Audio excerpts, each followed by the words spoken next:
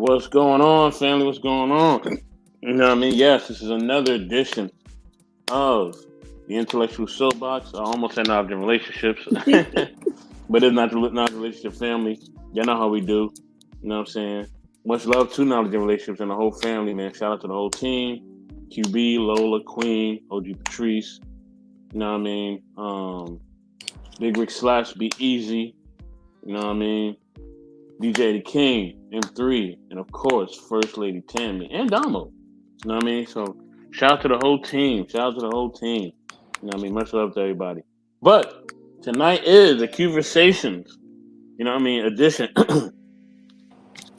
of the Intellectual Soapbox. You know what I mean?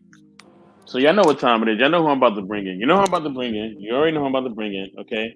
I'm bringing in the wonderful, you know what I mean, QB, my sister, Vila Jones. What's going on? What's going on? Hey And y'all. tonight we are talking about, she got the jury off. Tonight we're talking about conflict resolution, okay? I think Baby. this is a topic that we need to talk about in a lot of ways. Um, so yeah, you know what I mean? QB, I'm ready for the curriculum. Let's get it. I'm here. All right, so look, I've been wanting to do this topic on my own personal pages like for the whole month of August. And I'm like, I don't know if I could break down 30 days of conflict resolution, but I know it's something that we need to talk about. And it's like every day, all day, we are all faced with some type of conflict.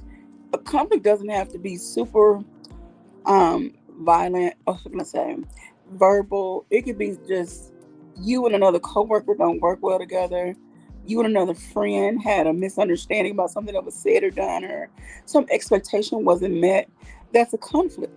However, conflicts make room for things to be improved if you are mature enough and want to handle it. So, we're just going to get into what is a conflict, what are some styles, some strategies like to resolve these conflicts if they are worth and resolving. And then that's the question to ask yourself, you know, is it something worth resolving? Do you value what value does that person, place, or thing have in your life? And is it worth it? So was it worth just cutting the cord, letting them go their way and you going about yours and no more conflict? So as we Mm, all know, conflict is basically a serious disagreement. Again, it could be very loud, argumentative.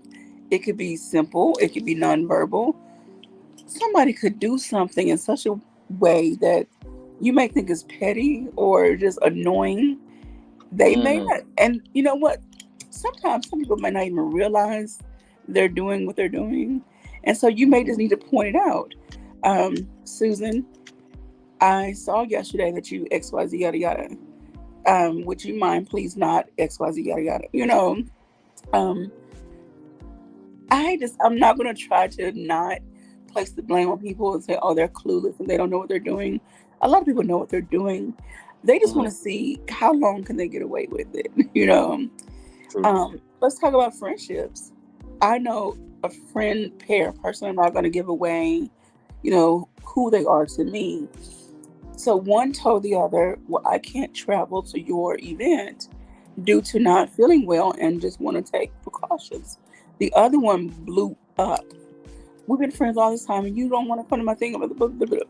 First of all, you want me to come and perform a service that you're not paying me for because I do that Mm, because I do that service.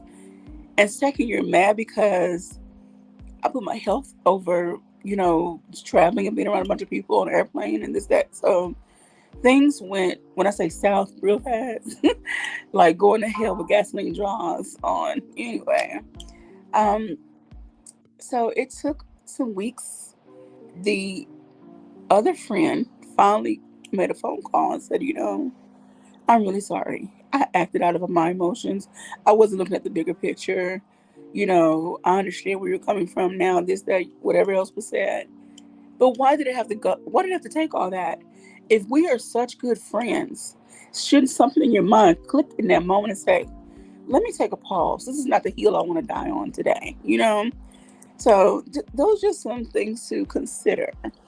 So Google, the dictionary says, conflict is a serious disagreement or argument, or be incompatible.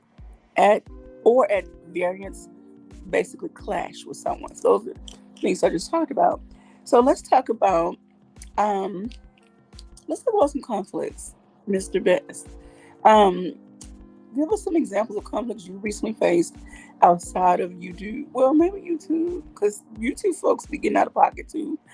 Mhm. But it could be, but there's some conflict Yeah, at I the mean, store. I'm gonna keep it completely real. It was a conflict where somebody had came on the channel and they was doing something that I didn't like, and we talked about it. And um, at the end of it, I was just like, you know what, my pride ain't that high. I'll just apologize and let's just move forward. So I apologize. We was able to move forward, and I wish Okay. them the best of luck in their YouTube journey. You know what I mean? Them and everybody that they're working with, wish them the best.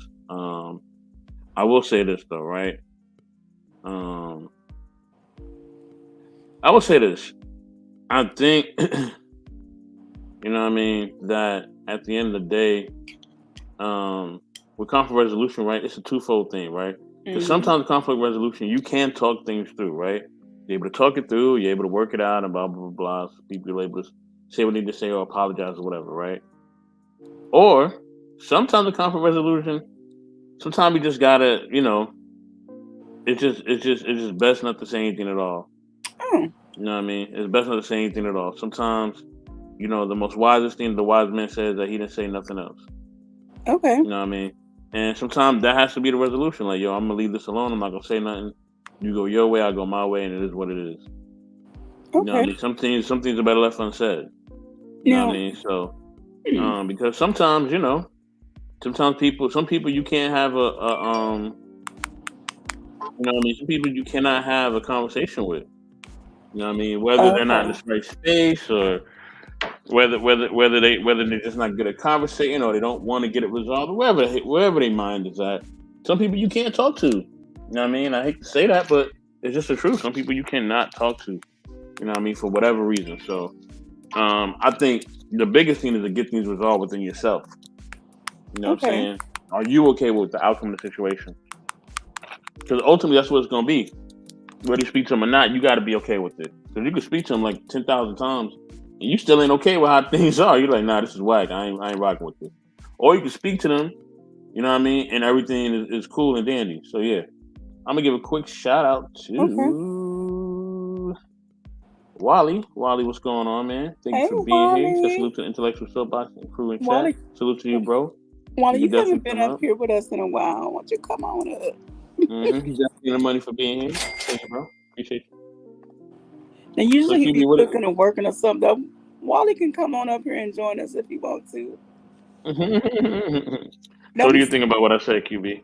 So I was thinking, you said sometimes a conversation is not worth it, or and I was thinking like by not having said conversation, could it could it make things, I don't want to say worse, but okay. So say you run into this person again at an event of a mutual friend or mutual network, whatever. Would there not be some uneasiness? I just maybe it's just me. I feel like some things it need to be addressed. Um, and maybe I'm just, I don't know, address it and move on. That's If we need to move on, I still would like the situation addressed or acknowledged. I don't know. That's just me. But I know that there are times I'm never going to get closure. And maybe it's me just being selfish and wanting closure from something that it's just never going to happen. So those are some thoughts I had when you were saying, making your points. I'm No, big no. on I mean, no. closure. There's nothing wrong with getting closure. Um, you know what I'm saying? But I mean, sometimes in trying to get closure, you're not able to really talk to that person. Yeah. You know what I mean? And you know what I mean? Like that's really the thing. Like sometimes you're not able to work it out. You know what I mean? And maybe you working it out is you just moving forward, moving on. You know what I mean? Because I mean that can be the ultimate conflict resolution. You know what You're I mean? right. Sometimes I'm not going to be able to speak to you about something, and I may want that conversation. I may be like, yeah, I want to talk to them about that, but it's just not going to happen. You know what I mean? I Mhm. need to be okay with that, like for whatever reason. You know what I'm saying? So yeah. And for some people who are heavy thinkers and feelers, like they Hmm. feel emotions and think like that's hard for them to resonate with. That's hard for them to just accept I, them being me. But life Yeah, goes yeah. on. I can't stay stuck. So I mean, yeah. What is up, Wally? Wally, Hi. what's up, man? What's going on, you guys? How's it been? Chilling, chilling, I'm chilling. What's good. good? So I would love to hear your viewpoints on conflict resolution and what is some conflict you faced, not necessarily recently, but just some conflict you faced and how did it go? Uh, well, for the overall question for the conflict resolution, I mean, when it comes to conflict resolution, it's always going to be that point of trying to have a conversation. Mm, The only thing is, does it ever really get resolved? Because you can always confront it, but does it always get resolved? That's the difference. okay. Because with some people, even if you try to resolve it and it may look resolved, some of them will always hold that, like they will constantly keep holding you, no matter what. Perfect example is like you could have a conflict resolved with someone you had in a relationship about your cheating, but if they always keep reminding you about this constant you cheating, then it's like, when are you gonna leave it alone? Or maybe it's Yeah. time for us just to walk away from each other. Yeah. That stuff is like, because if you could stay in a relationship with me, it's like, then eventually you gotta forgive me for this. Yeah. And I've been there, done that, and ugh, yeah. Right. Ooh. But as far as for myself, for conflict resolution, I, I'll say it like this: I had at least 2 overall conflicts through YouTube, as far as being on panel, or one on panel and one just being in the chat overall. But if I had to look at just that alone, one of them was more of a conversation, and that is me just looking back at it and then talk to the person and be like, right, I see what you're talking about. I got you. You let me know what it was. I respect that. And I said my piece. And, it was good after that. Another one, though, I took it where I took it, but I always still hold myself accountable. And I was like, all right, let me look at this, let me look back, and I'll be like, all right, I'm gonna let it go. Okay. Because it was like that was. But yeah. Sometimes I'll say this most sense. Most conflicts, you just gotta have to just accept that you said something, and then eventually just be like, maybe you was wrong, maybe you was right. I wouldn't ultimately say you would ultimately have to talk to that person, because it's like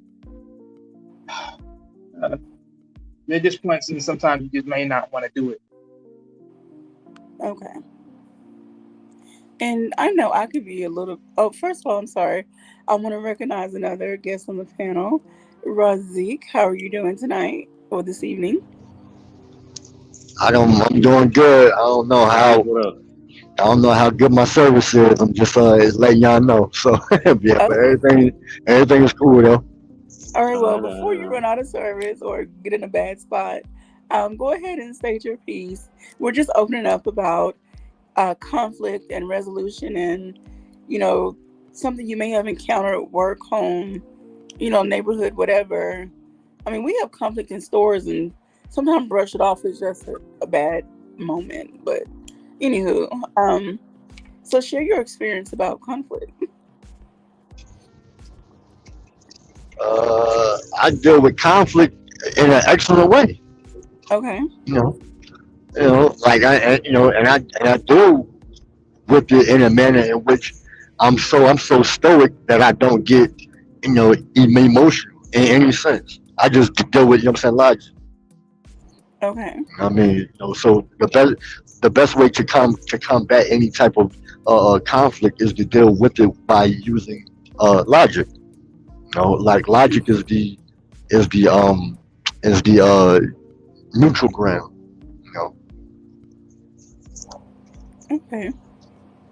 So when let me ask you all this: if someone came to you, um, and said, because I've had this happen to me on some other occasions, someone came to you and said, "You said X, Y, Z.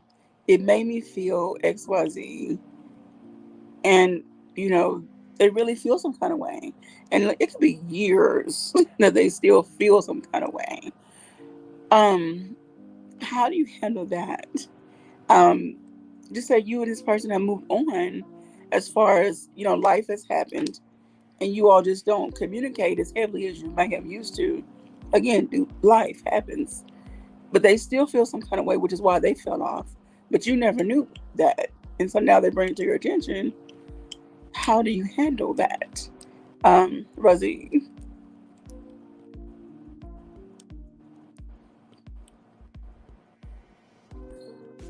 Okay, he fell out again. Sorry. Hmm. So Wally, how would you handle that, or how have you ever Yeah, been can you faced with repeat that? that? Yeah, can you repeat that for me?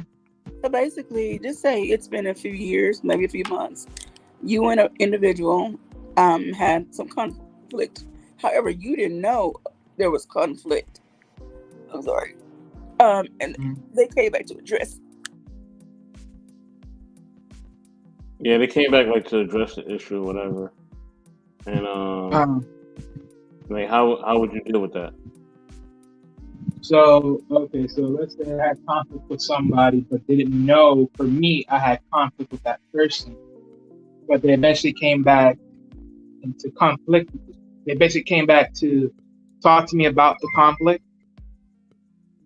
Uh, well, first thing first, I would ask. Well, first thing first, if it was really a conflict, I would have to ask what was the conflict for them? Because if I don't have that conflict or the awareness of the conflict between me and that person, now I have to ask them what's that conflict for them is. Because that may be something that they may feel for themselves is an issue for them when it comes to me, but I don't see that for myself when it comes to them. So I may see that as a discourse of opinion, and I let it go. That's it. But for them, they may see it as a problem and an issue.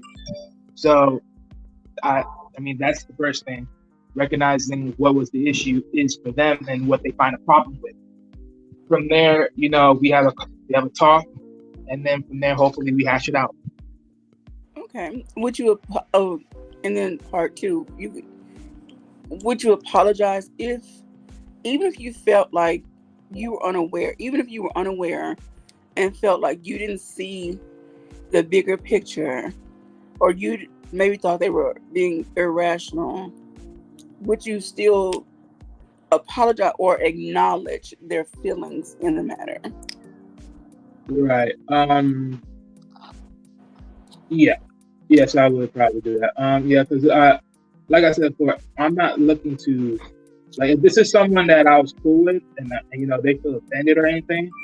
I wouldn't do nothing to like really want to shake them up. So if it offend them in any type of way or manner, I would apologize because at the end of the day, I wasn't trying to make them feel any type of way whatsoever. It was just my opinion of a whatever the situation was or however the situation began. That was it. Nothing real personal. Okay. Thank you. Mr. Best. Yeah, I mean, if they come back years later, you know what I mean, definitely I would try to get things resolved and get things worked out. Um, you know what I mean, no matter how long it was, you know what I'm saying, like I would definitely like try to hit them out and hit a piece. Like I'm not gonna shut them down. Um, you know what I mean, I'm gonna ask them like, there's something I did wrong. Why'd you wait so long? Or sometimes I probably may know, like, yeah, they may have to work through some things if they explained it. You know what I'm saying? So it kind of depends on the situation. Situational. You know what I mean? Either or, I'm not gonna really be offended. I'm just gonna just want to hear their piece, honestly. Want to give a shout out real quick to Marcus. Marcus, what up, Marcus. man? Good to see you. Hey, Good to see you, Big bro. Marcus. Rick Shout out to Marcus. Slaps. Yeah, man. Thanks for being in the building, Marcus. Also, gotta give a shout out to the homie Big Rig Slap. Big Rig, what up, man? Thanks for What's being up? here, bro. Nigel Relationship family, indeed. He definitely in the building. Easily Rig will be on tonight. Okay, I believe 8:30 p.m. Pacific Standard Time. I'm just gonna say that. All right, and maybe 9 p.m., but I'm gonna say 8:30. You know what I Okay. mean? One of the two. But yeah, they'll be on tonight. Definitely check them out. Naja Relationships. You know what I mean? Easily rigged. Tune in, y'all. It's gonna be bomb. Y'all know what it is. Using the money for being here too. All right, and thank you, Big Riggs, for the compliment. I try to do a little something, feeling kind of feeling kind of nostalgic here. So anyway, oh goodness, well, thank you for the love, and thank you, Marcus, for the love and Thank you, y'all. support as well. And yes, booty tap that like button. Okay, anyway, sorry. Okay. I'm sorry. I'm running on zero sleep, so y'all forgive. It's all good. It's all good. Okay, let's move on. So, I have to do my nerdy girl research and stuff and, find some additional information. And so there are three main types of conflict, which is task oriented, relationship, and then value. And we've all talked about these things. Of course, task deals with, usually you see that one on a job. I don't know what, you do, Wally, but it has something ever gone down at work, an employee just a coworker just really rubbed you all the wrong way.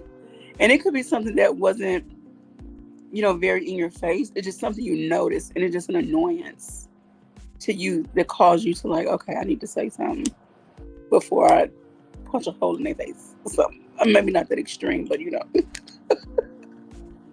Right. Or do You you know what work I from would do in that home? situation? Yes. Right. Well, I mean, based on that situation, would I ever say anything? No. Okay. Honestly, let me tell you why. For me, it's just no, because it's like one, I'm not gonna really let you. I'm not gonna let you waste my time on someone that I will only see only a few hours in my daily life. Like you're just not that much of a big importance to me at the end of the day. Okay.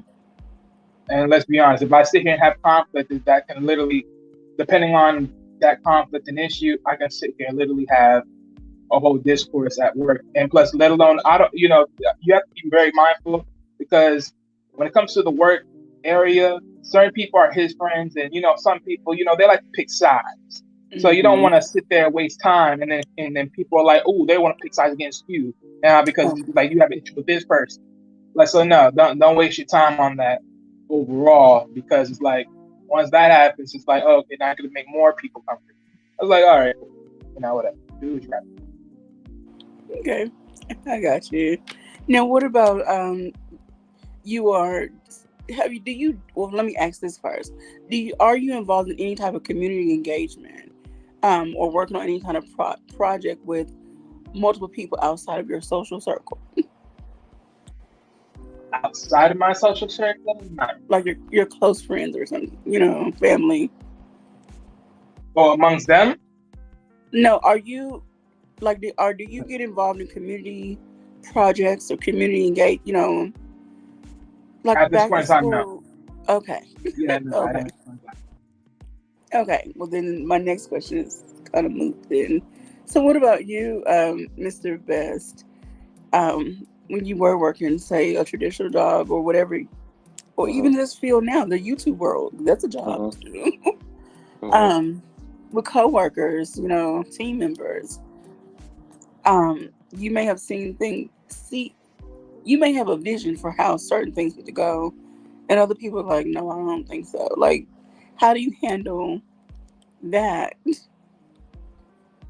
I mean, if somebody doesn't believe or somebody not on the same path as your vision, like you got to keep moving forward. Okay. You know what I mean? Like you cannot wait for them. You know what I'm saying? Like you have that discussion, you tell them what it is, they either with it or they're not. And whichever way it goes, it's perfectly fine. The thing is that you got to continue to go with your vision. You got to continue to go with the things that you want to do. You do that, you good.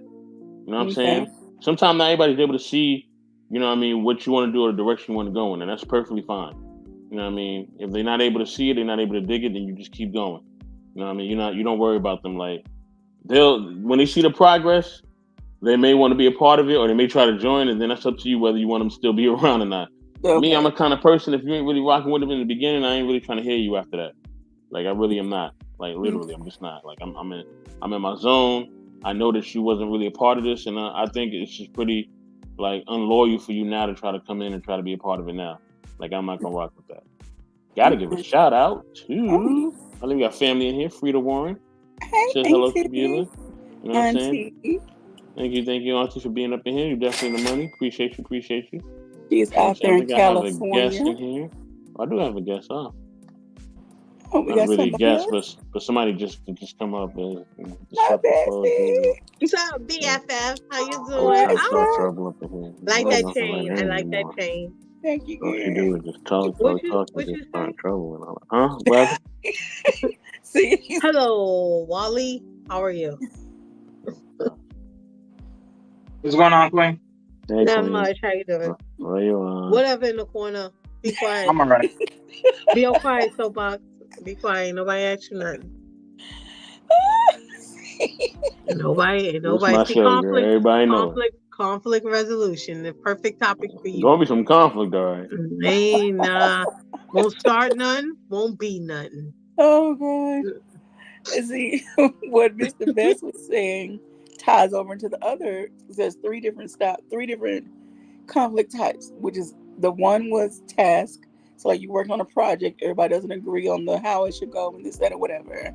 Relationship, again, a group of people just kind of put together who may not be friends in real life, but now they're working together. Everybody has their own personality, and where they just do things. So that's going to cause a little friction, you know, between people. So, Queen, while I take a cough break, can you share your experience with conflict, how you possibly resolved it? Is all conflict you've experienced worth resolving? So, however you want to answer Hell that. no. Let's see. How do I?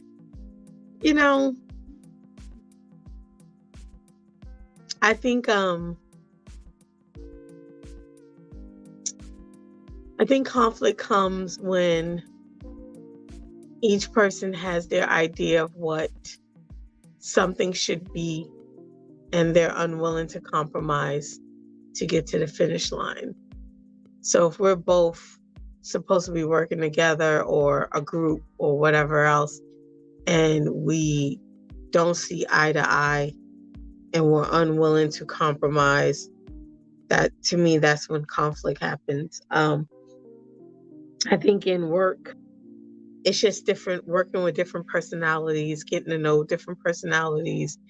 And, some people, even though they may be on the same level as you, like the same job description, some people get this, if they get one page more in their documents of what they need to do, they automatically think they're the boss of you, So sometimes you gotta stomp that fire out real quick, stop, drop, and roll. You gotta jump on that fire and put it out real quick and go, no.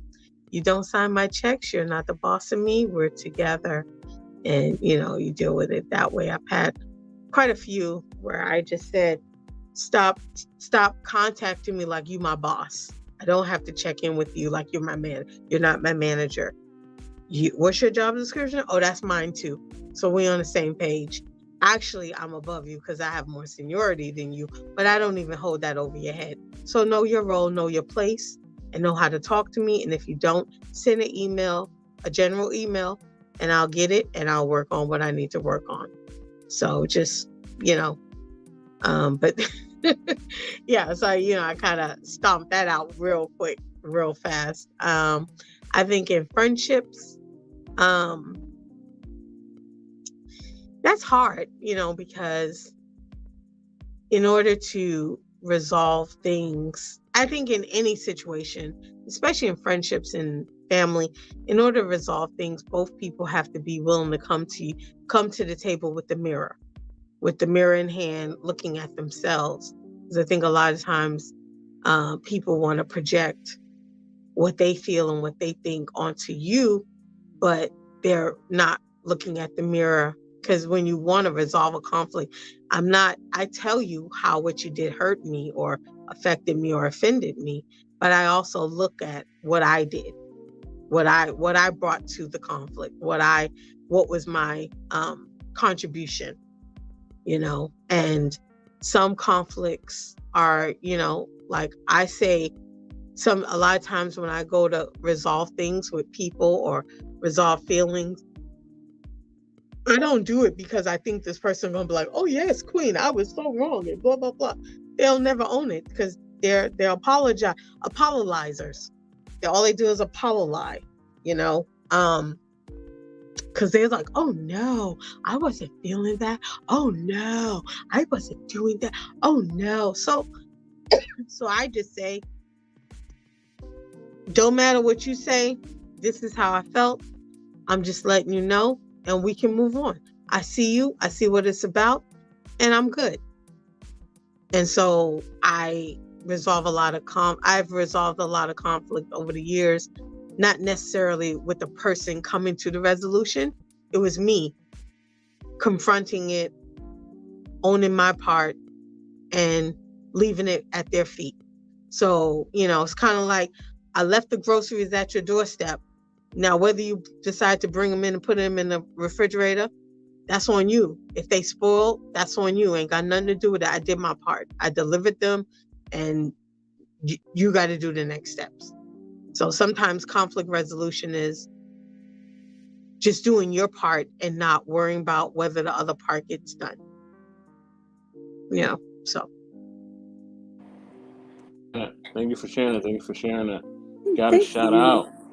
You know what I mean? Your brother. You know what I'm saying? Alonzo Hall, the All-Star Advisor. What's good, Alonzo Hall? Good to see you, bro. You know what I mean? Salute to you, too. You know what I mean? Thanks for checking in. Most definitely. All right. Oh, yeah, you and the money for being here, too. I'm sorry. Let me give you. All right, I see. Me? Alonzo. Yeah, you too. Where my money at? You need to do a few cha-ching-chings. I'll do them. Cha-ching, cha-ching, cha-ching, cha-ching, cha-ching. I don't need your cash register. All right. See, y'all, these are two going to be the prime example. We should just use them for our subject matter tonight. Cha-ching, cha-ching. No, stop. These two right here. Oh, okay. So I see Razik has joined us back again. So I want to ask you, Razik, I know you're a truck driver, but has there been a time you've encountered any kind of conflict with other truck drivers, the DOT people that's on the road, the weight stations? I know these things because my ex-husband used to be a truck driver, so I know a little bit, about the business. Have you encountered any conflict on the road here to there, and how was it handled, or was it handled? Before how's my audio? It's good. I will ask this: when you say conflict, define that, because it's a very definitive word. So conflict means war. Is that what you're trying to imply here? Not war, no. Basically, a disagreement, an engagement that went not so right with someone. Yeah, a serious disagreement. Not the extreme, like we going to war, break out guns and bombs, just between individuals in the workplace, within your community, just people you encounter on an everyday basis. Or your family. Well, when you use that word, conflict, that's why I asked, So, I'm a man of definitive meanings, Words have meaning. So, we define things, based upon, the words that we actually use. So, when it comes to, a agreement between men and women is different. So how I disagree with a man is entirely different from the way that I disagree with a woman. Because disagreements between men can always have a level of violence that can erupt at any time. So men have a better overall sense of of having a particular, disagreement, and how they go about trying to have a resolve, because both men understand that violence can be the resulting. Hold on. I'm sorry. You hear me? Yeah, okay, yes. Okay. Yeah. Somebody had called me. No, but I will say, because I'm saying, resolve between men and between, I'm saying, two men can ultimately a result in violence. So we have to be more diplomatic and democratic with each other. Now, however, when it comes from, I'm saying, man to a woman, there is no conflict, to be honest. I'm saying, it's either you do as I say, or you can go your own way, and then I'll find, a woman that will obey. I'm saying, in a sense. And I know that sounds very sexist, and I am.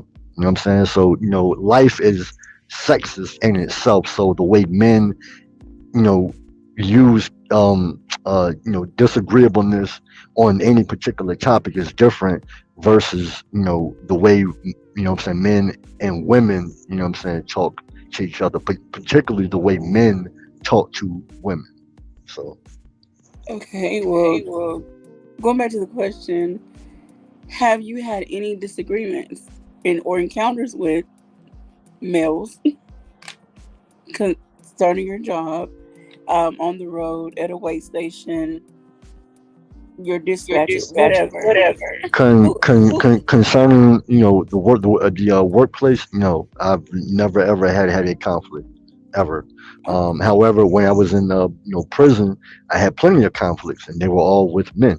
I've never had a conflict with a woman. You know what I'm saying? And probably the most closest, I guess, uh, conflict, I mean, quote unquote, that probably ever came close was probably between me and my mom. You know what I'm saying? So especially as I got older, as an adult man. So Okay. Well, thank you for that. And so the third conflict, not style, but type.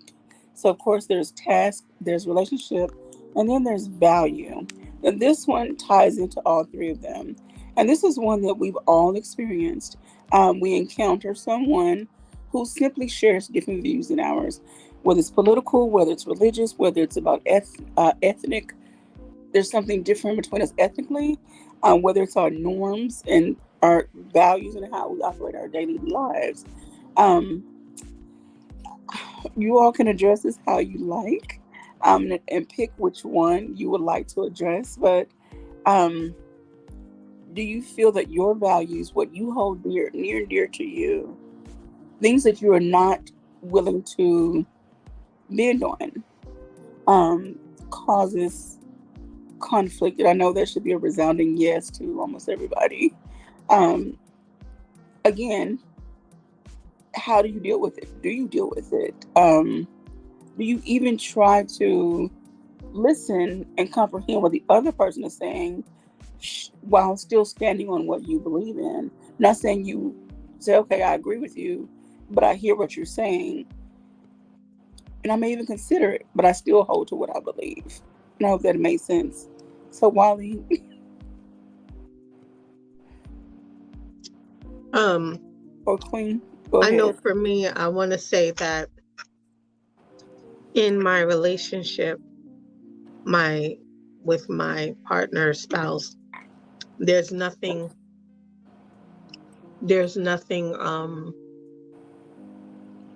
other than stuff like infidelity or polygamy. Other than that, there's nothing that I wouldn't compromise about, Okay. especially if it's if it's supporting our household and going to lead us somewhere better, then there's always room for discussion or compromise in my eyes. Okay. When it comes to that, if it goes against my morals, meaning like my vows to you, meaning that, hey, I don't believe in polygamy, I don't believe in this, or then that's the deal breaker. at work, if it goes against, like, if it takes me out of scope of what my job description is in a bad way, then yeah. Okay. You know, if it's in the scope of my job description and I'm gonna serve the clients the best of my ability, but if it's something where I can potentially get in trouble for, or, you know, can lead to me getting fired or whatever else, then no. Okay. Do you and this would be part 2 of that question for everybody else. So one, you know, have you had conflict, like have your values been tested, or tested?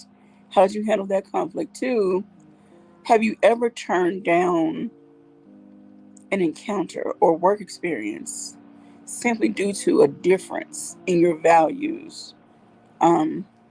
Because you know that you might like that person on one hand, but because you all have such varying degrees in your belief system, again, religion, politics, ethnicities, um, your norms, just how you run your life, um, do you just say, you know what, I'll pass? Queen.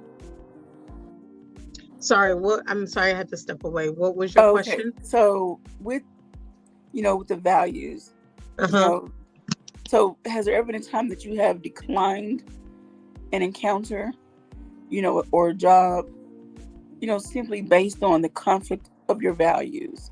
That particular person, place, or thing just simply didn't align, and you just felt like within your spirit, I can't do this. Heck yeah.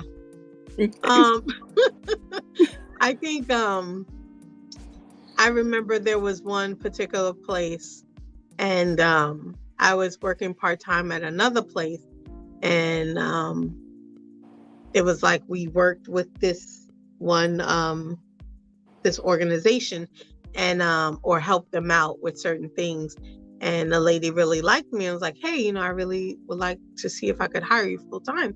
And so she had me come to the house in which I would be working with transitional age girls, and it was kind of like a what do you call a group home, let's just say. She wanted me to run it, and so I was like, well, my boss was like, hey, you should go and see what it's like. I can't tell you what it's like. You should go see it for yourself. So I went up there, spent a couple hours there, and afterwards she was like, so, I want to offer you this. And I mean, the pay would have been amazing. I mean, but I was like, no. I thought about it, and I was like, just give me over the weekend, I'll let you know. And I was like, no. I told her no. And she asked me why. I didn't want to tell her, but I told her. I was like, your family's too involved. It's a group home for girls, and your son, your granddaughter, I got to deal with them. They're at the house. I don't understand why they're here so much. And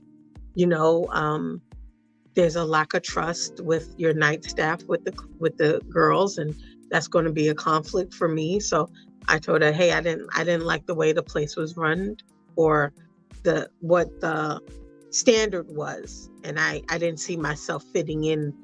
I found myself, I told her, I said, I think I will come in here and I will bump heads too much with people that have nothing to do with my job description or my job. Okay. Which wasn't the kids, it was all of the other outside people that got so used to doing whatever they wanted to do. Okay. So, and she was like, she kind of looked at me like, what the hell? Did she really just say this to me? And I said, thank you for the offer, but no, thank you. No. So, yeah. Okay. Alrighty. Wally. All right. So what is the question again? Okay, so we're talking about value conflict. Basically, when what you believe, like your religion, your political views, things with ethics and ethnicity, and just your norms, things that you hold dear to your belief system. Have you had a conflict with some person, place, or thing concerning that, turn down a job, turn down an encounter. How did you handle it if you did face that kind of conflict? Yeah, honestly, I never dealt with anyone to really conflict me about anything. Honestly, of those matters. Not that matter. I really have no one to really challenge me on anything of that nature. Okay, so you just going through life without bumping heads with I anybody? mean, for me, I don't really deal with too much people that way. I mean, if it's conflict, it's just issues with maybe what I say or just my demeanor. That's basically the conflict that usually people press me about, if anything, but never my views of politicals or anything of that nature. Have people ever tried to trap you in the? I've had somebody try to trap me into a conversation about politics. I'm like, I'm really not the person you want to do this with because I'm fairly intelligent and I know what I'm talking about because I've done research on what you're asking me about. But they proceeded and I said what I said and they didn't really like it. But anyway, so Right. Yeah, no, I don't get too much in the political field. I mean, back then I really wasn't really into the whole political visuals. So yeah, no, I never got into those type of things. okay, well, I need to come and stay in your world because people stay challenging me, and I'm like, you don't want to do that because I'm not some dumb black girl, Anyway, another story. Okay, Mr. Best in the World. Okay, so he's still with us. Yes, family. I'm still here. I know we've talked about a lot. You've been sitting quietly. I appreciate you. So, just share your thoughts about, your value system, belief system. Have you been challenged? Had some conflict? How did it go? How did it end? Like, how did you handle it? Have you turned down anything? Personal place or thing? I just want to say this. Look, when y'all don't pay attention, you know what I mean. When y'all don't pay attention to what we doing on here, you know what I mean. This is what can happen. Okay, this is what can happen. You gotta start paying attention. All right, you gotta start paying attention. You know what I mean. Too. QB got a curriculum for you. You know what I mean. I definitely got a curriculum for you. You know what I mean. When y'all keep asking over and over again, you know what I mean. What's going on? You know what I mean. This is what's gonna happen. This is what's gonna happen. I'm gonna show you right now. Let me show you what's gonna happen right now. Oh. Let me show you. Let me show you real quick what's gonna happen. Anytime y'all don't listen, this is gonna happen. But did y'all read the caption on that though? Okay. Anytime you don't listen, that's what's gonna happen. All right. Anytime y'all not listening, that's what's gonna happen. Okay. All right. Know what the question is. Hey, me and my mans, we're not playing with you. All right. That's crazy though. That's a crazy video. Oh my god. I ain't trying to break no nails. I ain't throwing no hands, but right. Anyhow, you know what I'm saying? Oh God. Greetings also to Vaughn Bryant. Vaughn Bryant, what's going on? Good to see you. Oh yeah, let me throw Vaughn Bryant his wrench too. I gotta do that like right now. But yeah, of course I've turned down different things, you know what I'm saying? You know what I mean? Because I've had to, and if you don't do that, then you're gonna be wind up doing something that you don't want to do. For instance, there was this role that I was in.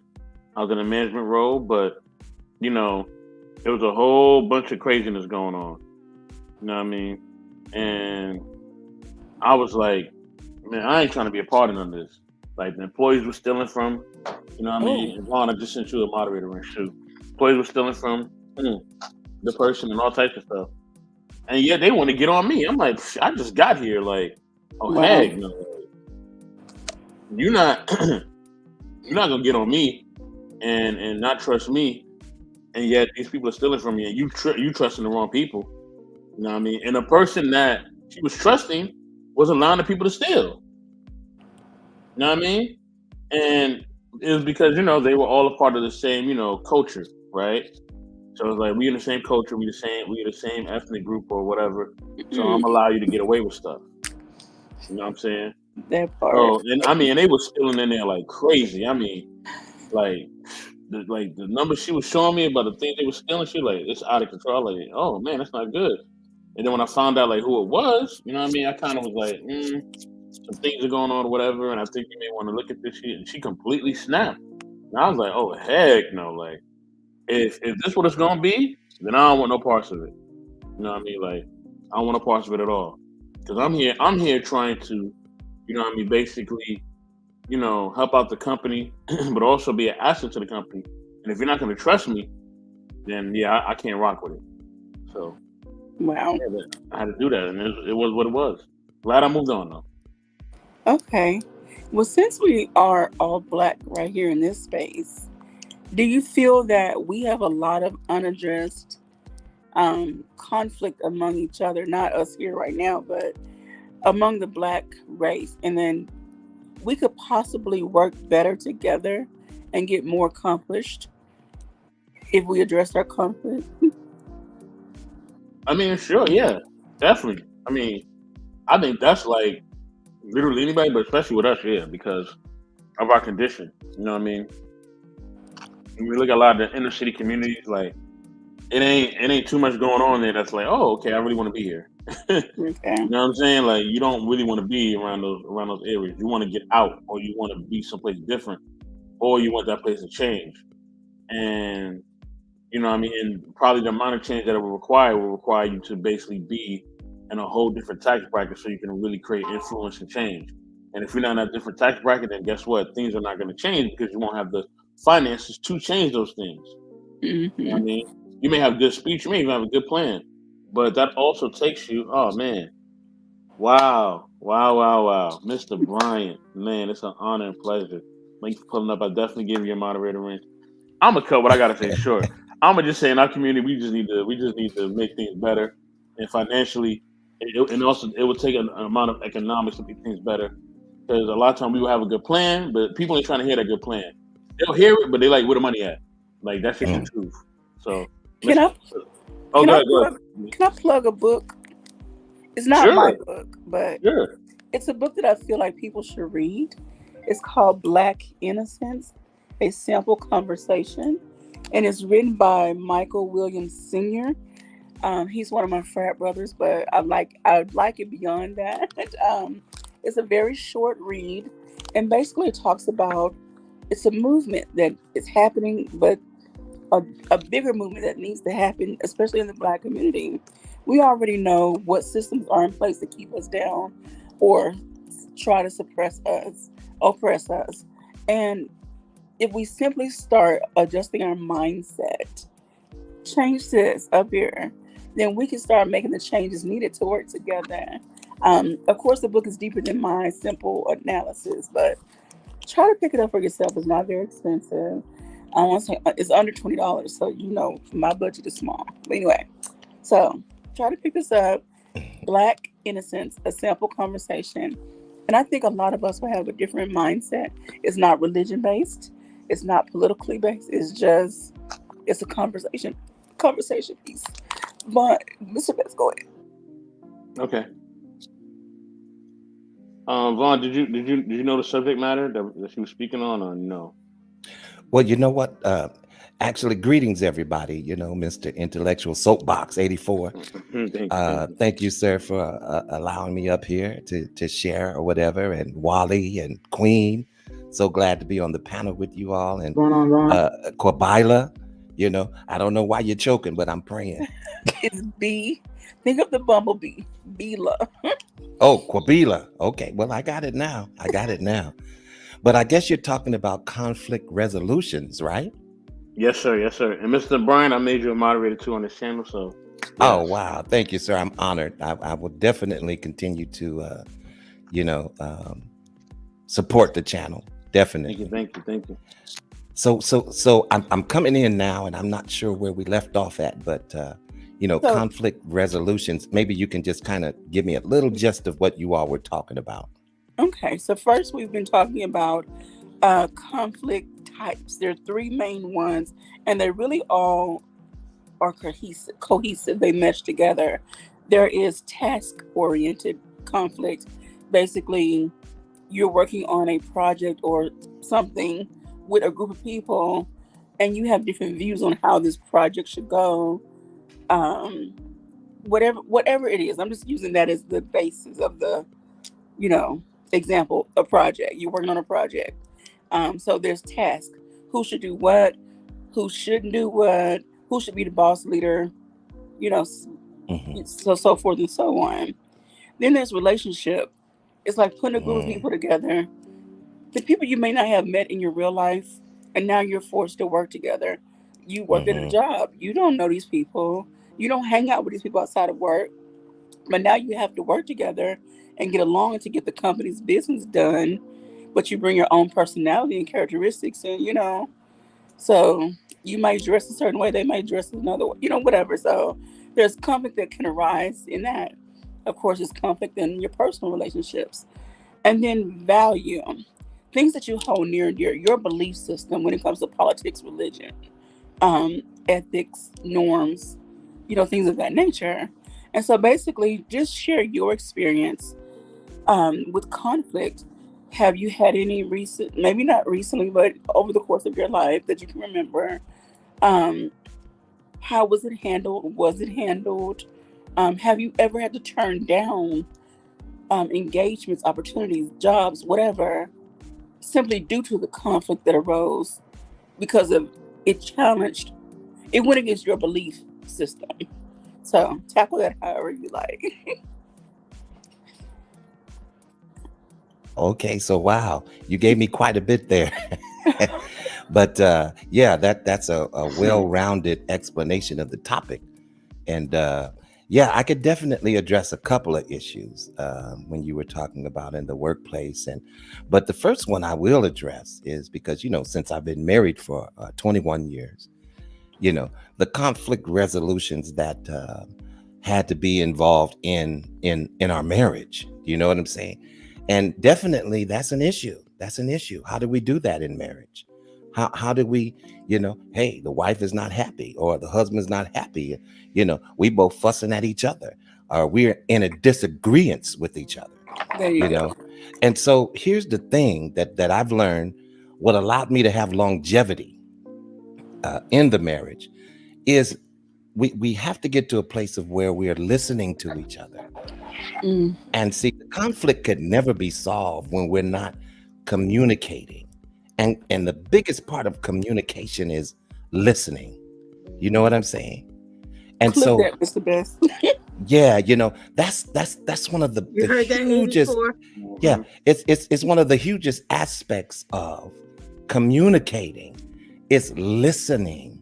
It's kind of ironic that the word listen, and if you spell it differently, it will spell the word silent. Isn't that crazy? Okay. Just spell the word listen, and you'll figure out that you can spell the word silent from the word listen. My See, mind's blown. listen, God ain't no joke, man. I'm gonna tell you, he's no joke. But what I've learned from that awareness is that I have to listen. In order for me to discover the root of the problem, I have to first listen. You see what I'm saying? And this is where conflict comes in quite a bit, is because we're not listening to each other, and then we're not coming to a place to where we sit down and discuss what the resolve should be. How can we settle it? Another aspect of it is de-escalating, de-escalation. We don't do that enough when we have conflict with other people, because see, you called me a bitch and now I'm gonna call you a nigga, and then blah blah blah blah blah, and then so it becomes escalated, you see. But sometimes we have to de-escalate the conversation in order for us to come to some happy medium. And when we learn the practice of doing that, you'll be surprised as to what we can accomplish as far as gaining understanding from one another. We may not always agree. You see what I'm saying? But it is definitely, it is definitely possible to agree to disagree. Now, as far as the workplace is concerned, I know you mentioned that. Yeah, definitely. I have definitely been in some conflicting situations in the workplace. Especially when it challenges my moral ethics. You know, Mm. I've worked for years as a surgical technician. You see what I'm saying? And I worked with good surgeons, and I worked with sloppy surgeons. Mm. You see what I'm saying? I've worked with good nurses, and I've worked with nurses who didn't really care about how they went about doing their job. Me personally, I look at the individual as if it was a family member. Okay. See what I'm saying? And they should be treated as if they were my family member. You know what I'm saying? So there were some situations where, you know, yeah, I've had to have some absolute conflict, some type of resolve when it came to working with some of the surgeons. You know, some of them created a hostile environment for me in the process of me performing my duties. You know, so what am I supposed to do? Curse you out in the middle of a surgery while the patient's cavity is open? No. We're not going to do that. But at the same time, God gave me a way of checking you during the process, so you know to continue what we're doing, but just don't come at me like that. Now, after the procedure's over, we can have a whole nother conversation. So, and you don't have to be indignant about it. You know, if right is on your side, believe me, it's going to help you follow through. It's going to help you follow through the course, you know, if you know you have right on your side. But anyway, I don't want to say too much. I just wanted to share that little bit. And, Look, I could just turn it all over to you and let you do the whole. no. I think one of the hardest conflicts I had at one point was I had a supervisor who was very loose with the lips, Oh. and she liked talking about people, and she would always come to my desk and go, "Girl," and I was like, and one time I was so behind in work, right? I was like, I'm not doing that. And I was like, if I said, I don't think you should be over here telling me how you feel about my coworker. And she got mad. She was like, and I said, and then she would get mad that I wouldn't go to lunch with her because she would always do that, right? And so then she went to another friend of mine who I became really close with, who worked in a different department but did the same job as me. And she went to lunch with her and was talking about her with me, talking about me to her. Oh, no. And so, you know, I remember saying to her, I was like, you know, I said, you know, I think you're awesome. I think you're a great person. I said, but, you know, what you're doing, you're breaking all kind of laws. Like, I don't need to know why my coworker didn't show up to work. I don't need to know what message she left on your voicemail. Like, that ain't cool. And you not, I said, you messy and you too old for this. And she didn't like that. I was just like, you don't. I said, no. I said, no, pass the gossip, go telephone somebody, phone a friend, but don't bring it to my desk. And she got so happy. So I was like, I don't care, you know. Wow. So anyway. Yes, those kind of people, messy boots. if they will bring a bone to you, they will take one away. Like, so yes.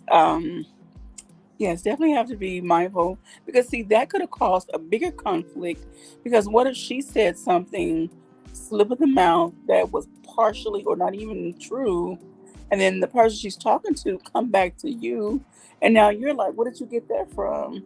Oh, so now you done caused a problem between me and this other. So yeah. We got to definitely be mindful about that. One thing I didn't bring up, and I want y'all to just entertain this thought. When it comes to conflict, there's often some internal conflict we deal with that can get in the middle of, or get in between us getting certain things done or interacting with certain people in a certain way. So have you experienced some internal conflict that you've had to have a come to Jesus meeting about, you know? Yes. Queen said, face the mirror, you know? Yeah. Vaughn? No, yeah, you know, you're absolutely right. That's a whole different aspect of it, you know. Yeah, definitely. You know, conflict within yourself, you know. oftentimes I can be what you call a procrastinator, you know, and that's a spirit that I've had to deal with throughout my life, you Okay. know, and I believe I've learned how to master it, but at the same time, it's something that never really goes anywhere. You know what I'm saying? Okay. It always haunts me, you know, that procrastination type of mentality. You know, oh, I can do it, you know, I can do it at 3 o'clock versus, you know, finish it at 10 a.m. You know what I'm saying? And a lot of times that right there is a conflict because, you know, it puts you in a position where, you know, it's really not, it doesn't allow you to move forward the way that you could. You know what I'm saying? Okay. You know, and there's a whole lot of internal conflicts that we are dealing with. You know what I'm saying? A lot of us don't talk about it, but definitely I would say, yeah, you know. Okay. But how do I deal with the procrastination? That would be a good answer to your question. Okay. Is I do it anyway. You see what I'm saying? Because that spirit of procrastination is based upon feeling. Well, guess what? I don't feel like doing it right now. I don't feel like doing it tomorrow. I don't feel like doing it later on this evening. No. Get out of your feelings and do it anyway, whether you feel like doing it or not. And see, that's a big weight in that procrastination spirit. So yeah, I'll just throw that out there. I'm gonna be quiet because I think I'm saying a bit too much. No, But look, I welcome this. You yeah, and I just Queen, wanted to come and whoever. share a little bit.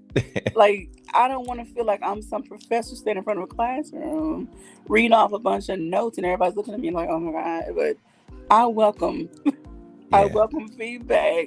Mr. Best could tell you we welcome feedback here. thank So, you, thank you. so Queen or Wally, you want to jump in, or Mr. Best? Because I want to share this with y'all, some causes of conflict, but I want everybody to have a chance to, you know, say their piece about what you think about internal conflict. Right. Go ahead, Wally. Yeah. So what I can think here. So as far as internal conflict, I mean, my internal conflict. See, I had a lot of vision. I had a lot of do a lot of work of the vision as far as, you know, when it comes to like certain friendships, and I had to think a lot of it. You know, at one point, I used to think, why certain friendships, ended the way they did, or neither why, we just weren't as cool as we were beforehand, right? And I had to just realize, it's not always got to be about my end or how I see it, because you also got to think about their end, how they see it. And I think that's the one thing, most people don't really ever think about. They don't think about the other person's end and from their viewpoint, versus just always keep looking at your own end and your viewpoint. So from there, it's like, that allowed me to just, be able to say, if things move on and, it is what it is, it is what it is. Okay. All right. Thank you, Queen. And then Mr. Best. Did she step away? Okay. No, I'm here. Go ahead, Mr. Best. You want to go? You here? Are you stepping away? I gotta handle something real quick. So, Okay, I'm so listening. I gotta. what was the question again, QB? There you go. What did he say, y'all? Class. What did He said we need to pay attention. Oh, okay. I do. So you in timeout. Put him in the gotta backstage. wake up and pay attention. Okay. I'm a little different. I'm a little different. You know what I mean? I'm a little different. I know No, I'm you joking. boss. Okay. No. I'm not no boss. Go ahead. I'm listening to them. We're talking about internal conflict. Has that ever been a cause of some external conflict? You're dealing with something within yourself that's maybe you haven't dealt with it, but it's raising up and it's causing some conflict externally. I mean, I'll say yes and no. I'll say yes Okay. in certain aspects. I think that yes, that is a thing. When there's internal conflict where I've been like depressed, I've been going through different things. But I will also say at times I think I just needed to accept certain things as they were, right? Okay. I think a lot of times, those times when I was depressed, I was trying to get certain things to be a certain way, but get people to be a certain way or whatever. Mm. I just had to accept what it was. You know what I mean? And if I just accepted what it was, things would have been a lot easier. You know what I mean? But I think a lot of times those conflicts are caused, you know what I mean, because we don't just want to accept something. We don't want to just say, okay, this is just what it is, matter of factly. You know what I mean? Even if it's maybe not something that we may like or particularly agree with. You know what I'm saying? And of course, we want to be our best and try to change as much as possible. You know what I'm saying? But you know what I mean? Sometimes, you know what I mean? Sometimes you have a struggle or you have a certain thorn in the flesh for a reason. Sometimes those things are there for a reason to kind of make you see life in a different perspective. You know what I mean? You go through things. You know what I'm saying? But also, when it comes to other people, right? Sometimes you just got to see, look, this person is who they are. It could be your own family, right? It's who they are. They're not trying to change, and they are basically doing what they want to do in this retrospect, right? And if that's the case, you know what I mean, you trying to basically get them to be aligned and how you want them to be a family member or a friend, you know what I mean? And they're not trying to do that, and they're not trying to hear that, it's not going to work. Okay. You know what I'm saying? Now, if they're willing to hear you and be aligned with what you're trying to say, and they definitely want to hear, you know, your perspective, they want to change, they want to do things to basically make the relationship grow in certain aspects, then yes, right? But sometimes growth is just letting them basically, you know, kind of grow on their own. You know what I mean? And be their own person and have their own experiences and things of that nature, right? Even if you feel like those things maybe are self-destructive. Okay. Even if you feel like, hey, I want to connect with them more, right? Sometimes, you know, it's not meant for you to connect with that person more. You know what I mean? It's just not meant, you know, and sometimes it is. You know what I mean? If you express, okay, look, I want to connect with you more. I've shown you this, I've told you this, I've given you all of the, you know, the the manosphere has this term called choosing signals, right? It's like when a man wants a woman to choose him, he'll throw out the choosing signals. I give you all the choosing signals, you know what I mean, for you to know that I want you in my life and I want you to be part of my life. I want to be part of my experience. But if that person is saying no to those signals, then guess what? You had that conversation with them, you told them, hey, this affects me, I want you to be part of my life. And if they still are saying no, then you gotta let them grow. You gotta let them go. Because if you don't let them go, they can't grow. You know what I mean? You know what I mean? And that's a big thing. So, but sometimes it does work out. I will always say have the conversation, basically. Okay. Right? If you really care about them, you want them in your life, have the conversation. That's what I'm saying. Fun, gonna hit that song by Ted Pendergrass. Think I better let them go. Look like another love TKO. Woo! I gotta clip this. Okay, 1 hour and 13 Hey, minutes. this is not The Voice. No, It is tonight. Yeah. I'm just joking. Wow. Vaughn, I have to ask you, are you a minister by chance or a public speaker or something? Well, you know, there was a time where I was a part of ministry, definitely, in the church, and yeah, you know, I learned a lot about public speaking and different things, you know, and you know, as you grow older, you kind of grow out of things. Not that you grow out of God, but I just kind of grew away from the politics of the church and I got you. the ways that they go about doing things and how they view things, and they're very closed-minded concerning certain things, and you see, know, that's a conflict within itself. Yes, it is.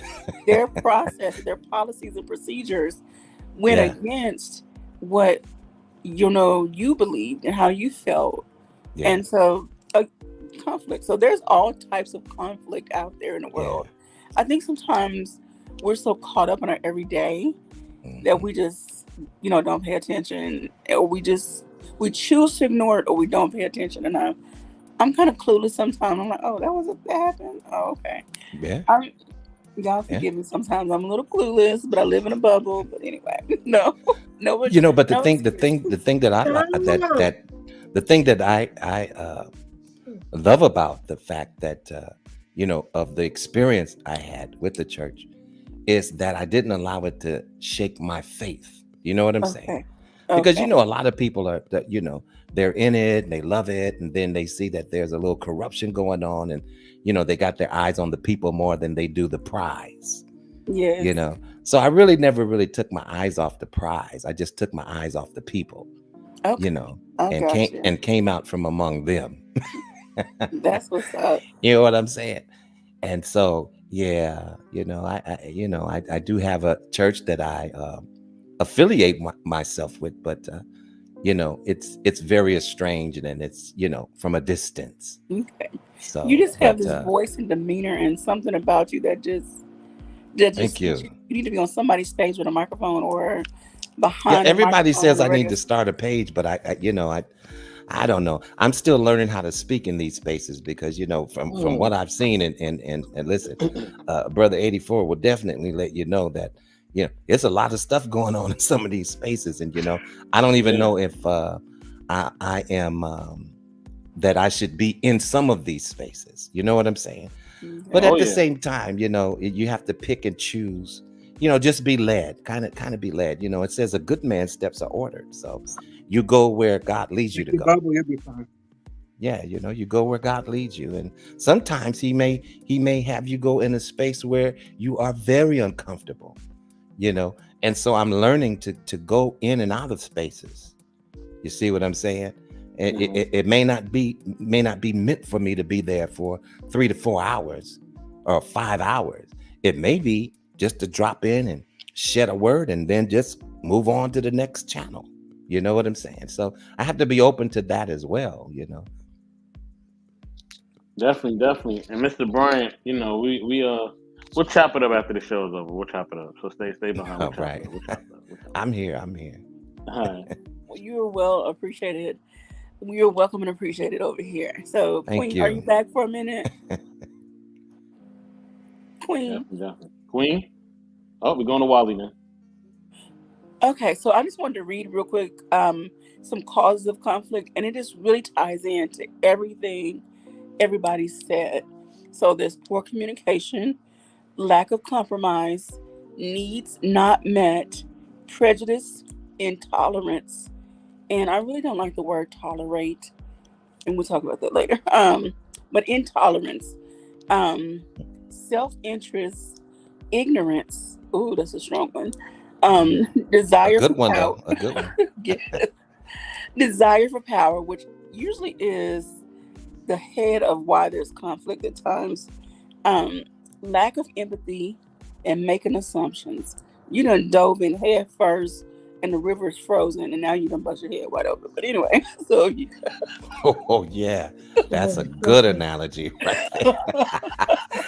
Yes, ma'am. And I've done it myself. I have been guilty of doing that. Just dived right in, busted my head Boom. wide open. Okay. But you learn from your bruises and cuts and all of that, Okay. Queen, do you want to jump in? I wanted to say that you was talking about internal. I think a lot of times when we're not honest with how we're feeling, because maybe we don't want to be vulnerable, or we don't want to expose ourselves, or we want to seem like, man, ain't about me. Get out of my business. Yeah. Or we just want to make it seem like it didn't really affect us. We will project that onto others, which can cause conflict, but the conflict has nothing to do with that person. The conflict is an inner conflict because we're not dealing with our own stuff. Watch So out, that's Queen. why I Watch said- out now. You're going to open up a can of worms. Okay. Well, that's why I said that I've had to confront people and go, I don't like how you moving. Like, you were this way, and it seemed like when I was at my worst, you was always there. But now that I'm doing good, you're nowhere to be found. And I don't understand what happened. If we're friends, we're friends. Yeah. Good, bad, and ugly. And it was like, oh no, I don't feel that way. And, Queen, no, this and that. And so I said, well, I hear what you're saying, but I also see how you're moving. So if nothing has changed, then that means our friendship won't change. So if our friendship don't go back to what it was, that means there is something there. But I'm letting you know, this is how I feel, this is what I see, and it's up to you to change it. Have a good life, and I see this, I've seen this person, and I say, hey, and this person, just act like I don't exist. And I'm like, you're obviously feeling something. Yeah. I don't know. So I think also, in trying to resolve things, we have to allow ourselves to be vulnerable with the person and go, even if they don't change, just to release it, to go, you know what? Like, for instance, I called someone and I found myself, because I'm just social, whatever. And I found myself one day, I was just like, why are you always picking up the phone calling that trick? Stop calling her. And I was just like, you're right. I'm always calling and saying, hey, what you doing? And so I said to them, I said, you never call. You don't reach out. It's not like you more busier than me, And it was like, oh, well, in my friendships, they know I care even though I don't speak to them. And I'm like, that's BS. I said, so your friendship's okay with you being selfish? Wow. So I said, okay, cool. And so then it was like, okay, she may have called me like once or twice. And after that, let's just say in 6 months, I heard from her once, and I'm okay with that. So you know what I did? I erased her phone number from my phone. So I don't have her phone number. There's no contact information. The only way for me to get a hold of her is if she called me. Wow. So I'm good. And I did that with a lot of people, because I'm like, the COVID, whatever, it's exposed a lot, and I'm like, you're right. Like, I am a rare jewel. I am priceless, man. They in the billions, trillions, zillions that could afford me. I need to start moving that way. Yeah. And if you don't respect me, and you've heard, and this person has heard, oh, Queen is having a hard time, you should call her. You think I heard from her? Nope. Oh. And I'm good. I am good. Because you know what? The people who was in the Queen's Court and in my mansion, they cool. They know where their room's at. They got keys, and that's it. The rest of y'all, 5432, your time is up. You don't know my zip code, my area code, my atmosphere, my resonance. What you call it? My compass, my address, IPE, DBD. You don't know nothing about where I'm at. And when they go to look for me, on these social platforms, they blocked it, and deleted. And that's it. That's all. Look, they're not blocked, they're blocked it. Blocked it and deleted it. You better I know that's right. They blocked it. Oh Lord. Oh God. 5, 4, 3, 2, 1. Your time is up. I got you. All right. Don't play with me. So, Wally, did you want to say something before we go into the next thing? Yeah, we can keep moving on. I mean, this is one thing. I deal with someone similar to what Queen's talking about. Like, this person that I dealt with, like, as far as what she told me is, she won't, have phone call conversations unless you call her. And the only way she calls you if you called her and then she missed your call. I was like, all right, you know what? But but funny is you're willing to call somebody when it's important to you. I was like, all right, you know what? Yeah, let me just put this off. Not a chance now. I ain't doing that. Look, the only person I'm willing to leave a voicemail for is if they're a celebrity, and even that has How's a line? Like, I'm serious. Like, I'm dead serious. Like, You know what? That's It's you so ain't sent Hell me the no. listen. status. I ain't really trying to hear it. Like It's so literally. crazy, but I do not like to leave voice messages. If I I can't don't catch like you, if I can't catch you, and it's not an emergency, of course, but if it's just something I need to run by or run past you, I'm not leaving a voice message. I'm gonna try to catch you so that we could discuss it. You know, because a People lot want of voice times messages. you, Simple. huh? Sorry. I'm sorry. Go Sorry. ahead. Go ahead, Wally. No. I was gonna say if people want voice messages, neither by the text or neither by the email. There you go. Yeah, you know. I hate text messages. You know, I I like don't know. I texting. can do a text message, but it's Mm-mm. something about a voicemail Mm-mm. that because people leave me voicemails, and granted, listen, I don't listen to any of them. So and Oh, I have to wow. get better at that because it could be something concerning a bill, and I'd be like, oh wow, they called last week. I didn't know that bill was overdue. Let me, let me fix that, But I could probably listen more to voicemails than send them, and the people that I love mostly are the people that I'm going to send the voicemail to. Okay. You know what I'm saying? So it's like, I don't know. I don't feel it's genuine when I leave a voicemail. I want to actually talk to the person. I'm old school, I'm 61, but I still claim 60. See what I'm saying? So yeah, Okay. If you send me a know, text message, I call you. yeah, I was way And then I'm before like, the why you didn't text pick up? You messages just and text me.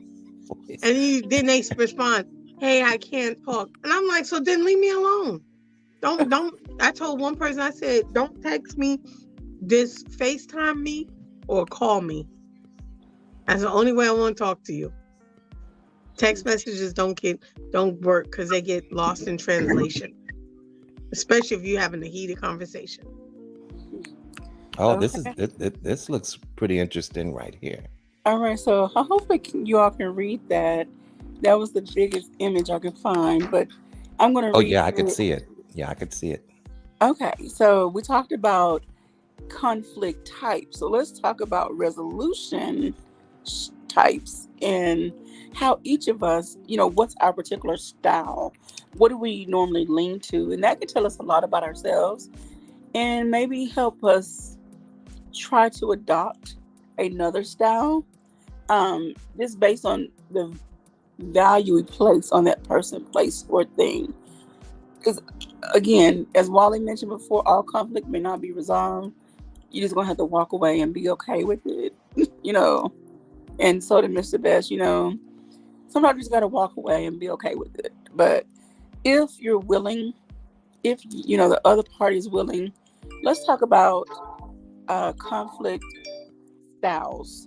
So there's a low and a high end, as you can see. Then there's an importance on achieving the goal, and then the importance of the relationship. So it's like any standard chart. The higher you go up one way, the lower you go. So okay, there's competing. This one is high on achieving goals, but low on maintaining the relationship. So one party seeks to satisfy their self-interest, regardless of the impact of the other party. They want to win, and by all means necessary. Um, they don't care how you feel. What the outcome is, they want to win. So you have to know when you're dealing with somebody like that. Collaborating, both parties win. So you come to some type of agreement. We'll say, okay, let's take your idea here, my idea there. Or let's try to meet each other middle ways. I see what you're saying. I respect it. Here's what I said, and here's how I feel. Okay, so you're working together to solve the problem. How can we solve this problem together? What can I do different, less of, more of, yada, yada, yada. Okay, like Queen mentioned about the phone calls versus text messages versus voicemails. Okay, you say you're my friend. How about you reach out to me just as much as I reach out to you? Life happens, so I try to give people a little grace and mercy because I would want the same in return. However, I have a friend. I've been in the city that I'm in, which is where she lives. Mm-hmm. September, I'll be here a year. Ask me how many times she come to see me. Yeah. And Zero. I text her.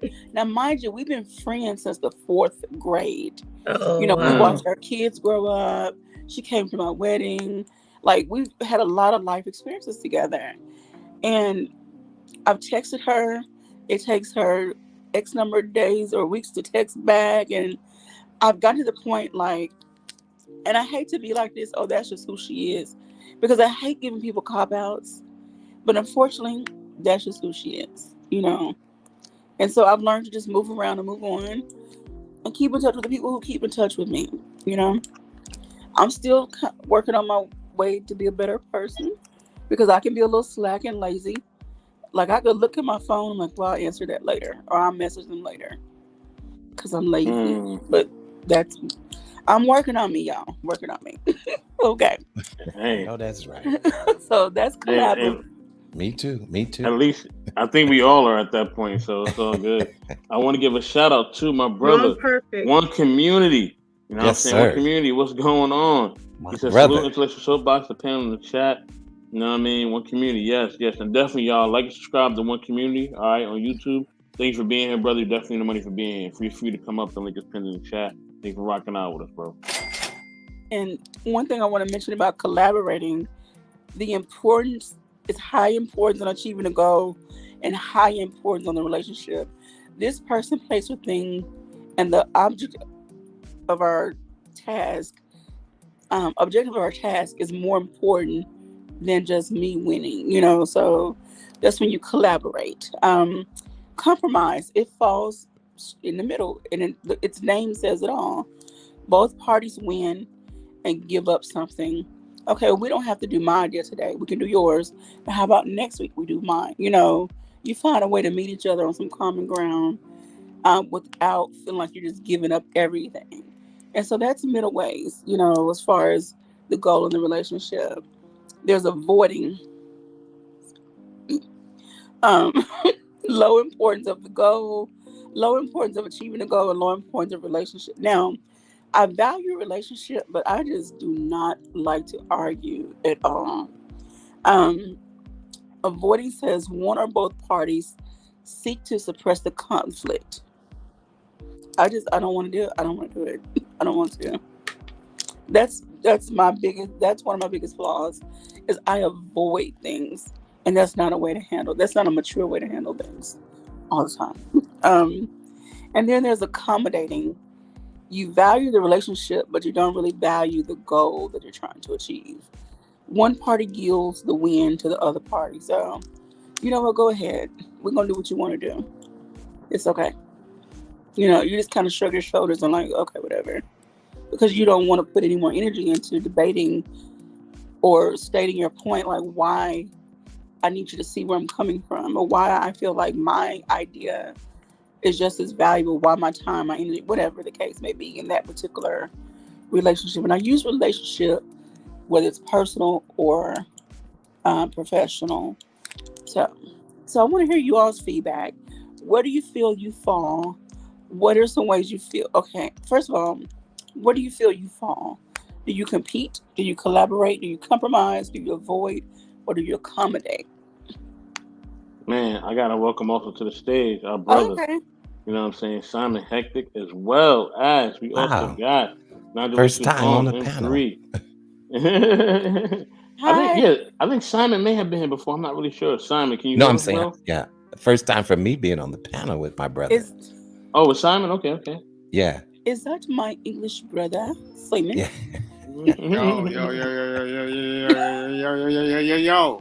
Yes. Now look, Simon. Thank you. Salute to the panel. Salute to the chat. Also, wait, hold on. I gotta give you a plug, Simon. I gotta give you a plug. Oh my God. Here we go. All right. Check out. Listen, Simon has a lot going on. Okay.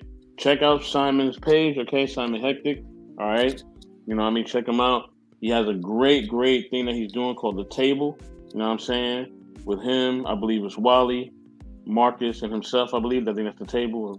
If I'm quoting it wrong, please correct me. No, you know what I'm saying? Sorry. But yeah, you know, definitely check them out. You know what I'm saying? I appreciate it. Yeah, man. Also check out something that he got brewing up, man. It's gonna be a little crazy, but I think it's gonna definitely be something that stirs up the YouTube streets. Sex and Lemonade, all right? Check that out, y'all. Okay, with him. You know what I mean? Our wonderful non-relationship sister Lola.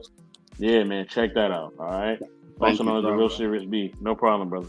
I appreciate Alright. that. So, Mr. Best, you can minimize that and bring us all back. And Okay. I'm still looking at it on my screen. So, if anyone has any questions, I could, quickly go over.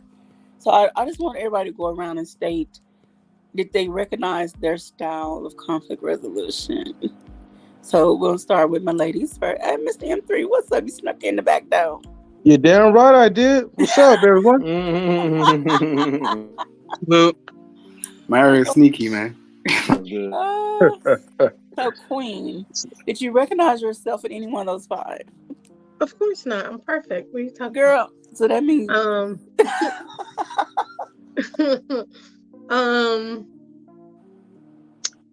so there's competing, I collaborating. had mine's was a diagonal. Okay, So it was competing, compromise. was it avoiding? So, okay, And then what was the one on the bottom?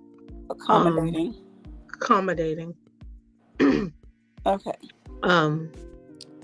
I say that because I think at times I'm at positions where sometimes your hard work is not validated unless you're the favorite.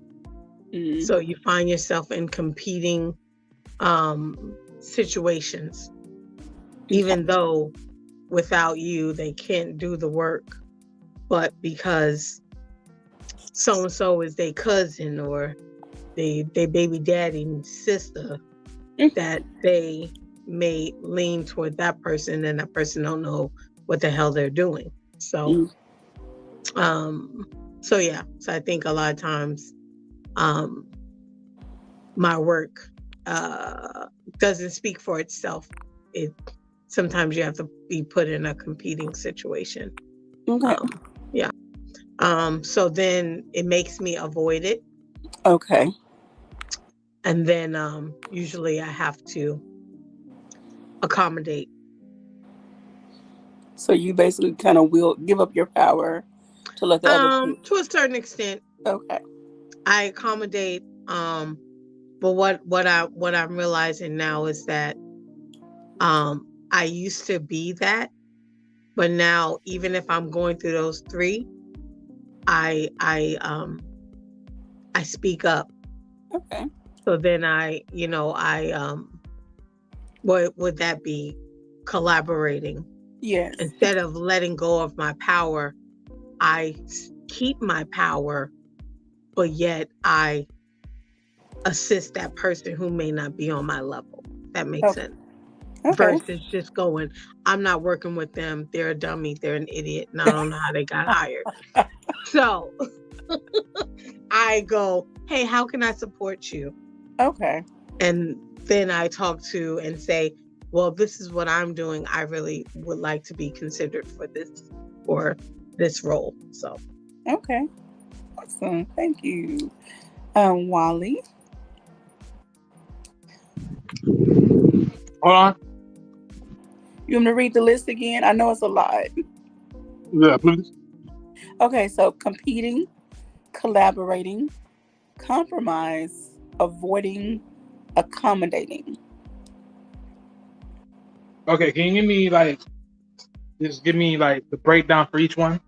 Okay, compete, you gotta win. You just want to win, or the other person just want to win. Like, I'm not. Okay, to competing, I say that's a certain degree, based upon, yeah, because in some cases, some people are just very high on their ideals, as far as to whatever the thing may be.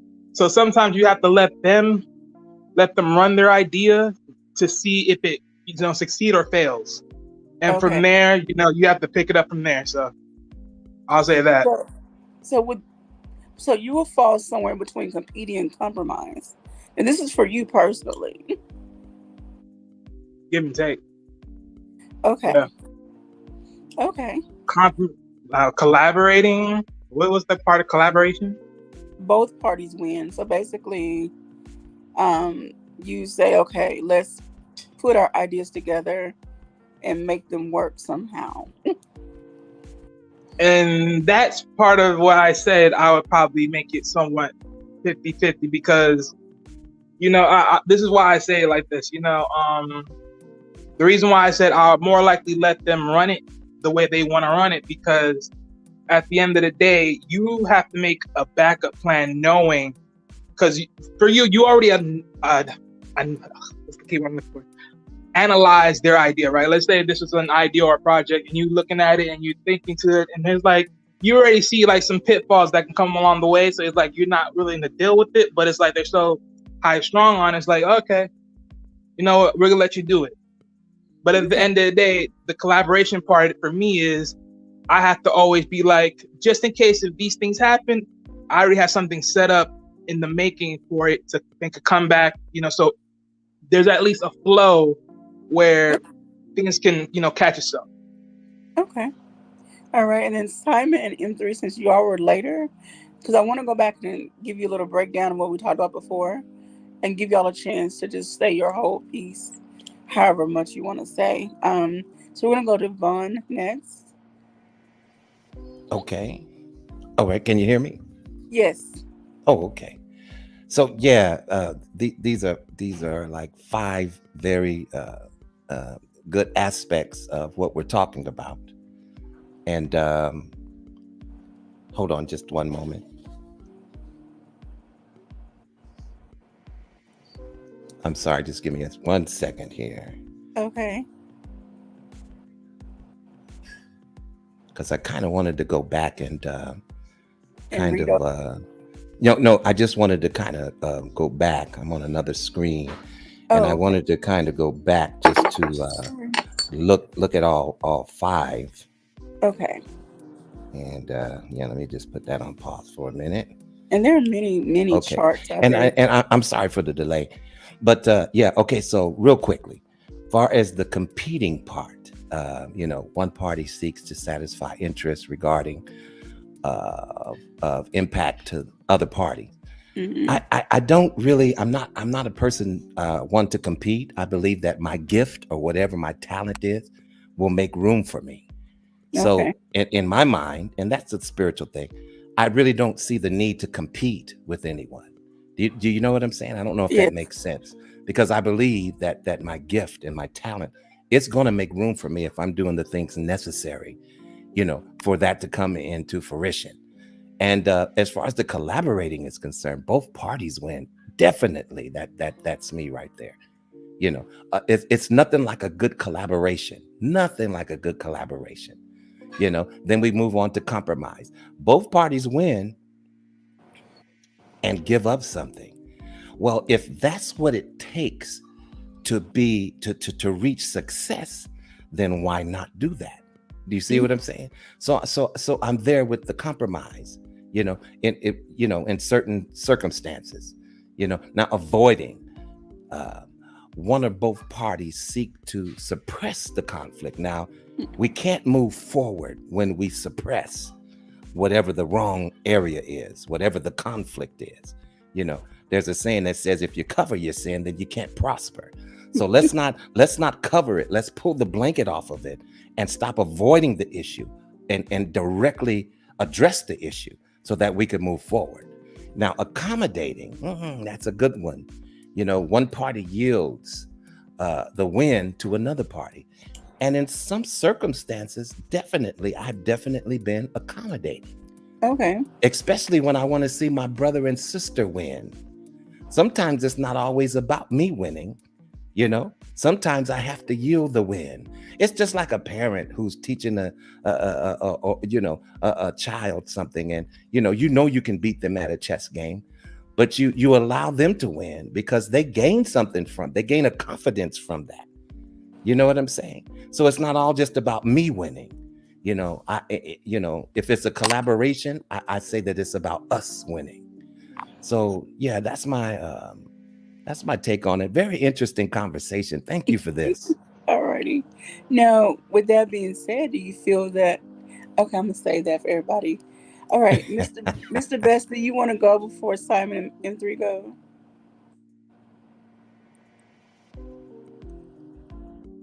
Okay, you may be working on something. All right, so Simon and M3. So basically, we've been talking about conflict style, like conflict causes, resolution. How do you handle conflict? What is some conflict you've been involved in lately? How did it go? You know, and then have you ever had to take a step back from something because it didn't agree with what you believe in? So, Simon, would you like to go? Yeah. Thank you, man. What I'd say is what a lot of people do not understand is that you're a student first. Okay. We are always learning. I think sometimes we just try to step into this leadership role and presume ourselves as leaders when we're not actually leaders. And we're programmed in this way, and we hear it all day long. It's like, you're a leader, you're a leader, you're a leader. When in fact, we follow. That's what we do. We follow. We are sheep. You don't like to think of yourself as sheep, but you are until you are the leader. Now, this is what drives competition. I'll just allow that music break there because I think it's nice. But it's just like, that's what drives I worked on a farm for a little while, and I saw how sheep operated. And you get the man and you get the woman sheep. I don't want to go into technicalities, but you have literally a bull and a ewe. And you have one bull or two bulls on the farm, and you have potentially 20 ewes, and they give birth, and there comes lambing season, and that's what feeds the population. So when people talk about this 1% of men that are out here that women are attracted to, they're attracted to the bull. You can't get away from human nature. We can have discussions about it all day long, but you can't get away from human nature. So we just need to be a bit more pragmatic about this, in terms of if we're really trying to sort of maneuver around problematic situations in our own village, we just need to be a bit more pragmatic about it. And I think this is a great example of how you can do that, because this conversation is brilliant. Like, it's just so smooth. I can't even do that. I'm not smooth like that. It's just so smooth. It's smooth. Like, it reminds me of like me taking my daughter to get a milkshake or something. And she's just like, "Oh, that's a nice milkshake, Daddy." It's like, it's so smooth. And that's what invites people. So, That's the whole purpose, to be a cozy conversation setting. It's only Tuesday. Your We're voice not is supposed to be crunk. crazy. Your voice is crazy. It's just crazy. But Void, you know what I'm talking about. my brother Simon. Good to see you, sir. It's only Tuesday. We can't be all crunk and rowdy Listen, just yet. I'm just saying, like, we got to appreciate our black people more and more and more. And I think, especially Mr. 84, allows that to happen. Do you get what I'm saying? So it can only be a step at a time. I wake up in the morning sometimes. I get questions thrown at me, and I can't provide the answers, because I can only think, well, yesterday I had this conversation with someone else and it was a problem. I'm trying to work it out.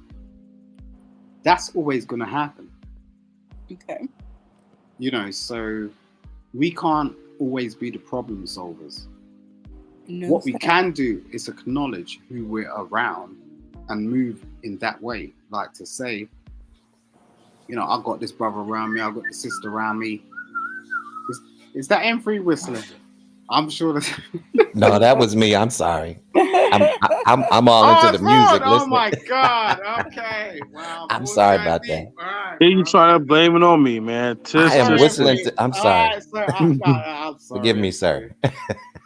Oh gosh. I'm just saying, like, there are people watching that I think sometimes we do our platforms and we do our broadcasts and we do our streams and we have our own audience in mind where you reach so many other people and you just got to, you know, just bear that in mind because you do reach so many other people and you affect other people's lives just based on what you're talking about. So it is what it is, you know. So that's all I have to say. Whatever. Thank you for the whistling. Look, you know what I'm like. Salute. Don't get Simon too riled up. Okay. M3, how you doing this evening? pretty good. Good evening. What say you on all this conflict conversation? Okay.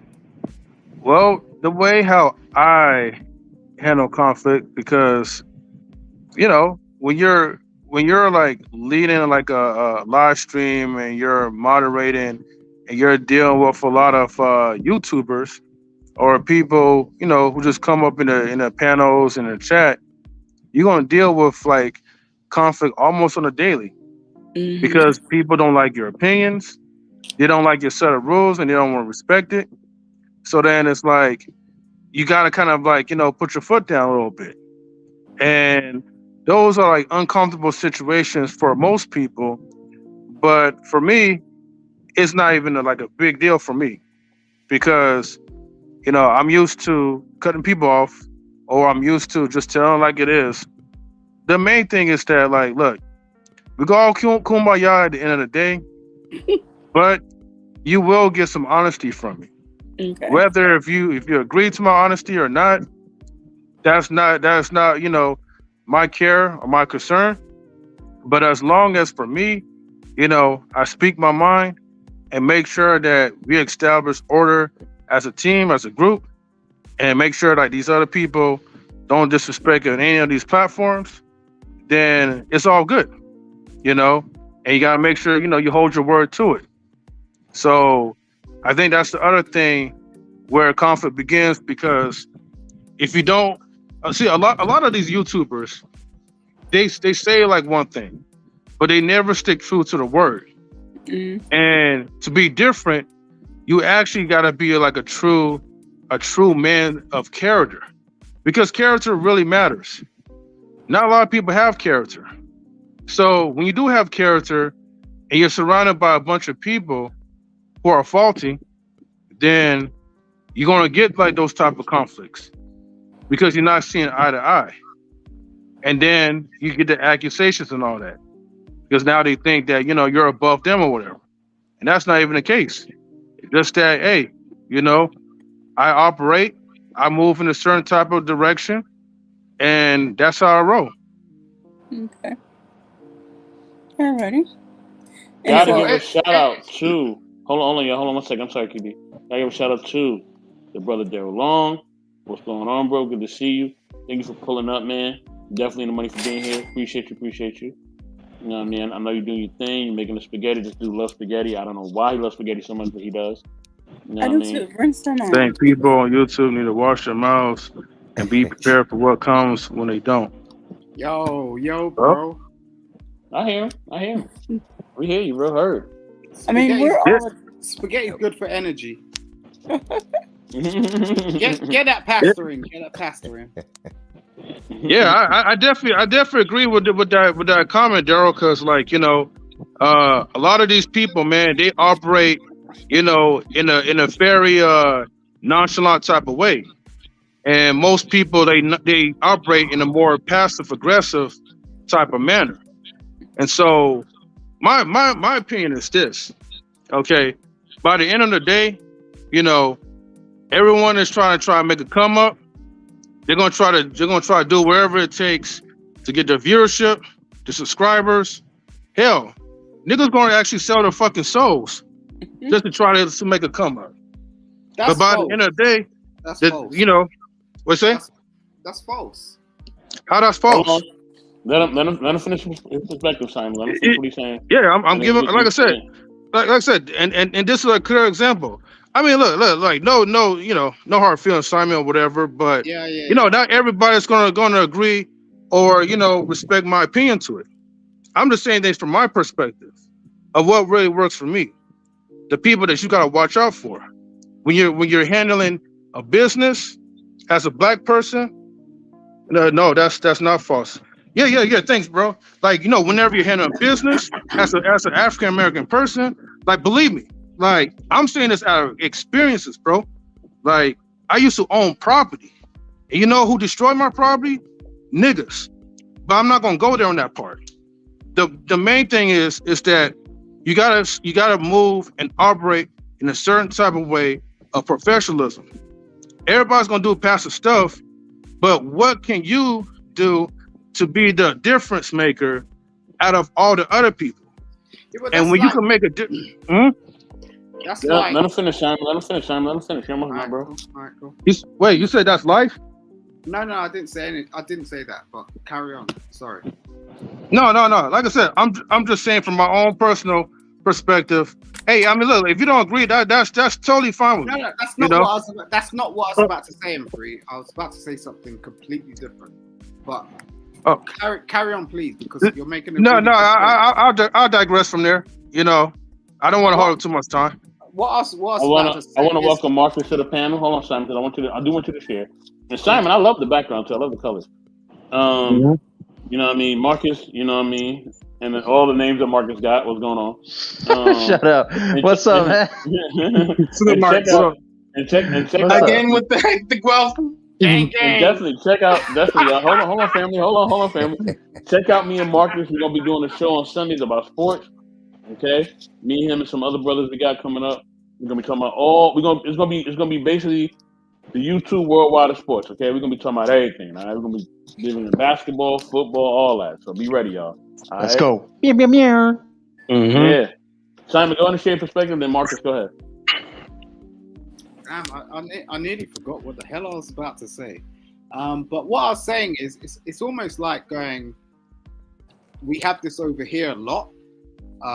Like there are white people that have had a bad black person perspective. So like they may have been robbed by a black person, and forevermore they don't trust black people. So I just don't think you can do that. What you need to do is understand that lightning does not strike twice, and you need to cooperate with people. So it's like if you acknowledge something and you're rocking with someone, get in touch and talk. Communication is the problem. Barack Obama said this, and so did his wife. God damn it! It's like our whole problem is communication, and that's why there are so many platforms out here trying to work this shit out, because it's so incremental that it's a step-by-step process. But when you're in a position where you can just call me up and talk to me, why not do that? Because you don't know what I can offer. I can offer you the fucking world right now, but you don't know that because you don't want to pick up the phone and fucking talk to me. What you'd rather do is talk to the guy that came on your platform that is trying to dox and do some crazy crap and go boom, boom, boom, boom, boom, and have nothing to offer apart from their own situation and their own negativity. And not get in touch with the outlier where other people do. And then they see the results. So, that's just what it is. And I think it's a teething process because I have children, I have babies. And like watching my child go through the teething process, they had to gain one tooth at a time. And on YouTube, we seem to think that, you know, we could just turn this shit around overnight. And we can't. That's not how it works. The people that we're watching and aspire to, and the people that we're trying to rock with and this, that, the other, they've been on this platform for fucking like decades. Banging it out, putting their whole life out there. And we have our own discrepancies. I ain't doing that. And that I've stated that. I ain't doing that. Do you get what I'm saying? Maybe in the future, I don't know. I might change my mind. But, you know, you can't compete with that. So if you're trying to get to like 1,000 subscribers or 2,000 subscribers or whatnot and trying to monetize your channel and off who's back and this, that, the other, you got to be very careful about how you go about that because, you know, that could become real life in a matter of seconds. So I ain't playing with that. But yeah, fair dues, bro. Them three, look, I acknowledge you. I understand, like, I just wish that, you know, like, when you pulled up the other day, I think that was so productive. And I think the world is watching, and we just need to have those conversations over and over again to a point where it becomes linear. You know, because what you did was provide the world with another perspective, which other people ain't doing. Not at all. They're just willing to shout at it. It's just like, ah! It's like, okay, why can't you just put up and have a conversation? You know, and that's what you showed, and I respect you, like, to my bloodline on that situation. Like, so, boy, it is what it is. Marcus, do not swear at me. Like, I swear to God. I was gonna do that. Wow. Radio, mate. Thank you, Simon. Share your perspective. Thank you, Simon, for that, man. Thanks for showing love to M3 and Non-Relationship Family, man. We truly appreciate it. I know he appreciates it, and we all appreciate it, man. Thank you. Marcus, go on and rock out, man. What do you want to build on, brother? So the topic, I want to make sure I stay on your topic and respect the conversation. Is it conflict resolution? Is that what it is? Yes, sir. Yes. QB, elaborate you more. So basically, we've been talking about conflict types, conflict resolution types. What is your style? What is some conflict you've encountered? Have you dealt with internal conflict that impacted external conflict? You know, so on your job and your family, just in the grocery store, you know, just whatever, just in your everyday life. Right, like I get what you're saying. Kind of like you kind of get maybe heated or tense in a moment. You're trying to resolve something, you get frustrated, or with the person maybe. I get you. I think like trying to take a deep breath, relax, breathe, walk away, come back to it. Maybe it's a possible way of like an outcome or solution. Because, you know, sometimes we get heated, we may want to say or do something that we might regret later. So you got to just peel the layer and just be like, is it worth it to get mad over it? Is it worth it to say something over it? Or is it, you know, maybe pick or choose a different set of words? Maybe the tone matters too, right? Because you can't be coming at somebody disrespectful with a tone as well. So maybe that's one way of solution. Another one is just stop trying to put a square into a circular peg or hole, you know? Yeah. Because sometimes we force, sometimes things we try to resolve with our way, but maybe our stubbornness or our ego or our pride gets in the way of it. Bless you. No, yeah, other than that, just, you know, I think that's the communication too, is like understanding and able to listen is a way of conflict resolution as well. But that's it. Well, have you ever encountered a time in your life where what you believe, your values, your norm, you know, things you hold dear to you, have you ever had a moment in your life where you had to turn down a job and encounter a work, you know, just some type of project, work experience with some people because what they believe, feel, and did and whatever didn't align with you, and you just felt like this is going to cause a serious conflict and I'm just not going to be able to work cohesively in this situation? I think for the most part, bless you again. I think for the most part, no, just because I looked at it as like the money for the moment and being able to pay the bills and stuff. But I think like once or twice maybe, but that was just because of how like the person was just like a very disrespectful boss, and like she kind of held a contempt for certain people. But other than that, like 90% of the time, I swallowed my pride, but I also took the money in that case, just because we need the money and be able to pay the bills and stuff like that, and medical expenses and all that. Okay. And then in some conflict situations, where do you see yourself? Do you feel like you are competitive where like I gotta win, like no matter what, I gotta win? Or do you see yourself as collaborating where you try to mesh, your ideas with the other person's or people, whatever the case? Are you compromising? Well, I'm gonna give up this one thing. The other person gives up something, and then you find a middle ground. Do you accommodate, or are you just avoiding? Do you avoid the situation altogether? Yeah, I get what you're saying. I do try to be like a team player, and I do try to like listen to what their strategy is, or if it's, hey, this way could work. If it don't work, let's not, blow a lid over it, or just not over exaggerate or something like that. We just relax, come back to it later. We'll try this other way, other solution. And if it works, it works. If it don't, it don't. But, it's all about working as a team together when it comes to work and stuff, right? Because that's what's called the unit cohesion. So, so that works together. And then as far as, I think very few times where maybe that situation happened where we couldn't mesh together or something like that. Okay. But, other than that, when it did happen, I just, we came back at it later, or we talked to superiors, and then they said, you either got to, force yourself to work together and get over it, or if not, then something else we might need to make a change or something. And that happened too. So that was it. Okay. M3, would you like to make any comments about what your style of resolving conflict maybe, or styles that you... Hold on one second, QB. I just want to acknowledge Anna. Amma, I'm sorry. Hey, Amma. You said Hotep. Hey, what's going on, sister? Good to see you. There's also shout out to QB. You know what I mean? Thank you. And also, we got to give a shout out to our sister, Mr. Killer. Hey, Mr. Killer. Hello, everybody. And Razik, want to acknowledge Razik has joined the panel again. But it's Mr. M3's turn, and then Razik, it'll be your turn.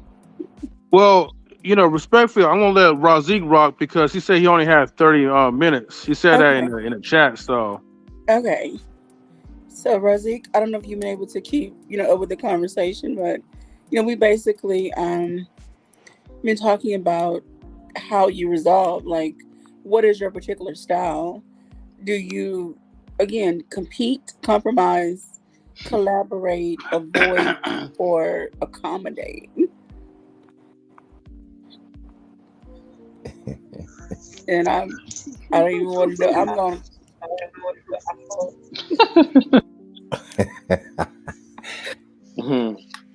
Brother Razik, you there, bro? Yeah, he laughing. I can hear. Boy. Oh no, that's Simon laughing. I'm sorry. You gotta recognize the British laugh. Here, y'all. He'll be back. Okay. Yeah. What do you say, Free? What? Well, I want to talk about. I know you said different styles of how like I go by with conflict. Yes. Different styles, bitches lives. Yeah. So my style is basically it's the aggressive approach, not that passive aggressive, BS. So but that doesn't glasses. mean these are my eyes. Huh? I ain't wearing glasses. These are my eyes. Oh Lord. Oh my God. Oh, okay. So but you're competitive. But you gotta win in every situation. No, I don't believe in just. What's the point of winning? Okay, when you're gonna lose at the end of the day, you're both gonna lose. All right. Your spouse, your friend, your I don't know, whoever the fuck, they're gonna lose and you're gonna lose. Right, and it ain't worth losing out on a friendship or anything just to try to be right. But Yeah, my but you, aggression is basically, let me deal with this 1v1, you know, in a private setting, and we squabble it. Okay. So, you know, let's say in comparison, you know, on stream, I'm a different person. You know what I mean? But off stream, you know, I'd rather handle any problems to the side. Okay. So where I'm mostly quiet on the panels, I'm mostly talkative outwards. You Okay. know, because because I'm, you know, unfortunately, you know, everybody except for Marcus tends to put their business out there. You know, when I mean that, I mean talking about black folks. You know what I Okay. mean? But he was never there, so Ouch. Marcus. But the point is that like we got to stop putting our Wow. business out there, you know, on social media so much, you know, and learn how to sell things in house. Yeah. Okay. Mhm. I tried to have a conversation with somebody, and they thought I was. Go And 3 ahead. just took a passive aggressive shot at me, by the way. Ouch. Oh. M3, what I'll tell you is like, look, if you don't know what winning is like, you don't. And that's the problem. I think a lot, like the thing is like a lot of people aspire to win, and you wouldn't even be having that conversation if you knew what winning was. Okay. Because if you knew what winning was, you'll be winning. And you'll be having conversations with people about winning. You won't be talking about what winning was or can be. That's irrelevant right now in my world. I don't talk about what winning is, how you can aspire, what the race is, this, that, the other. You're around me, I will tell you how to win. It's not sort of a problem. Well, Because winning- I've won already. Do you get what I'm saying? It's a crazy conversation. When So this how do you win? In this case, winning is not about winning in life. It's about winning the argument, winning the, like, say you and another Winning the person. score. Yes, you and another person have a conflict about how something should go and be, but you feel so strongly about what you feel that you're like, I don't care how you feel. I'm right. I'm right. I'm right. I don't care about you. Like, that's what I mean. That's what it means when it says Right. compete. So, Queen, people do this all day long. The reason they do this is because they do not understand what winning is. It's like the fact of the matter is let's say you were Oprah Winfrey right now. Okay.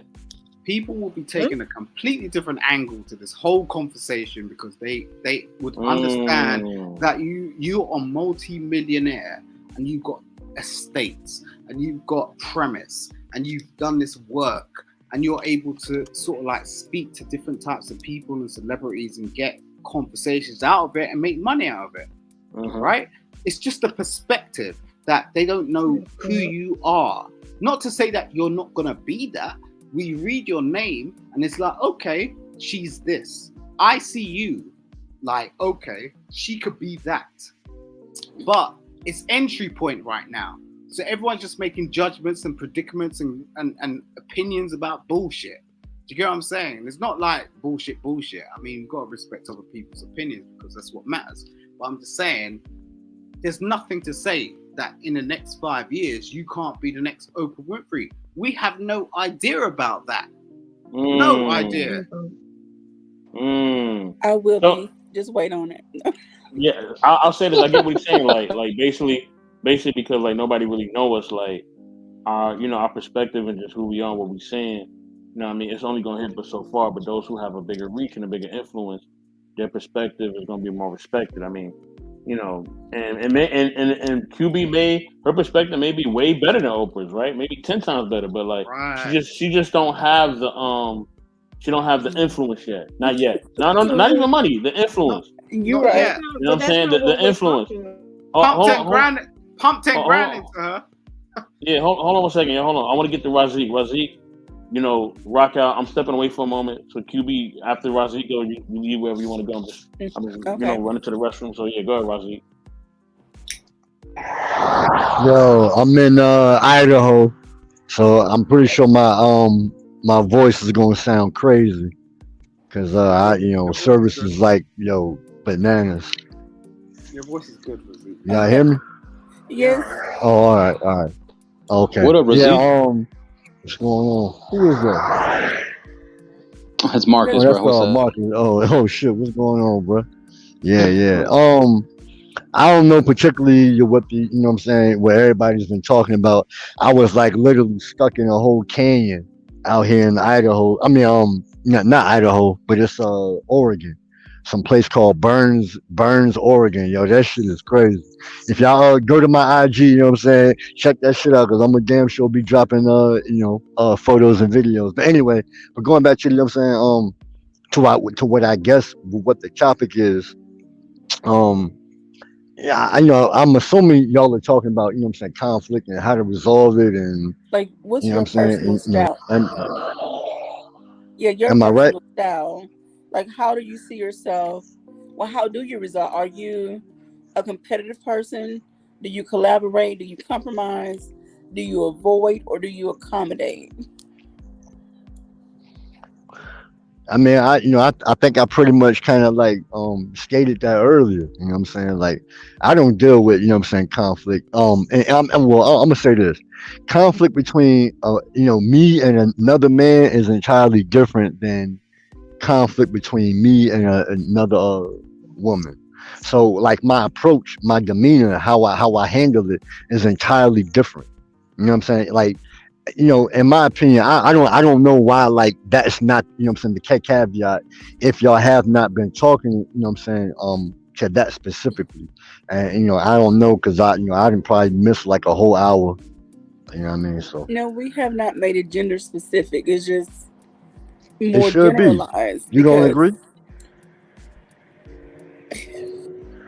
Uh-oh. Am I stepping I'm on your not toes, saying Q? that. Like, I'm just Uh-oh. no. We just have.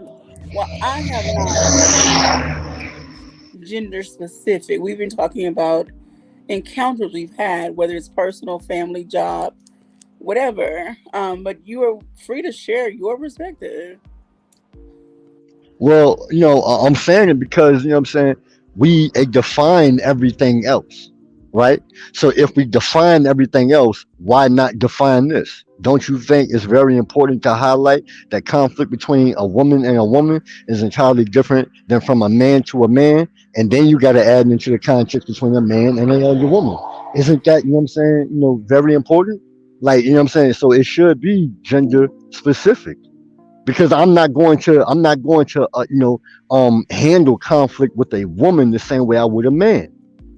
I Mm. don't. You know what I I'm see. saying? So things. Go ahead. I'm sorry, bro. Go ahead. No. I see your perspective, bro. But I do want you to build on that. So definitely build. But I do have a question after that, because I kind of have a broader question. You know what I mean? That kind of, I guess I'm gonna drop a bomb. So go ahead. Okay, so can I No, interject here no. I before mean, we go further? Sure. Would Anybody can rock out. I'm not yeah, tripping. I mean, Brother Razik would is it be making a okay? point. So, but yeah, Okay, everybody can rock out. so would it would be okay if I interject here just Yeah, for a go ahead. moment? Yeah. Okay, great.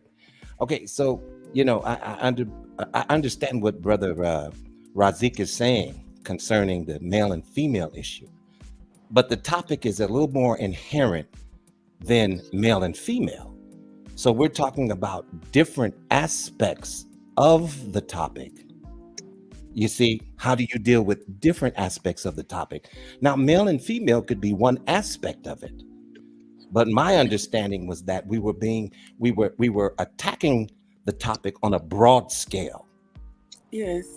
How do you deal with conflict at work? How do you deal with conflict? You see what I'm saying? At your church, how do you deal with conflict on YouTube?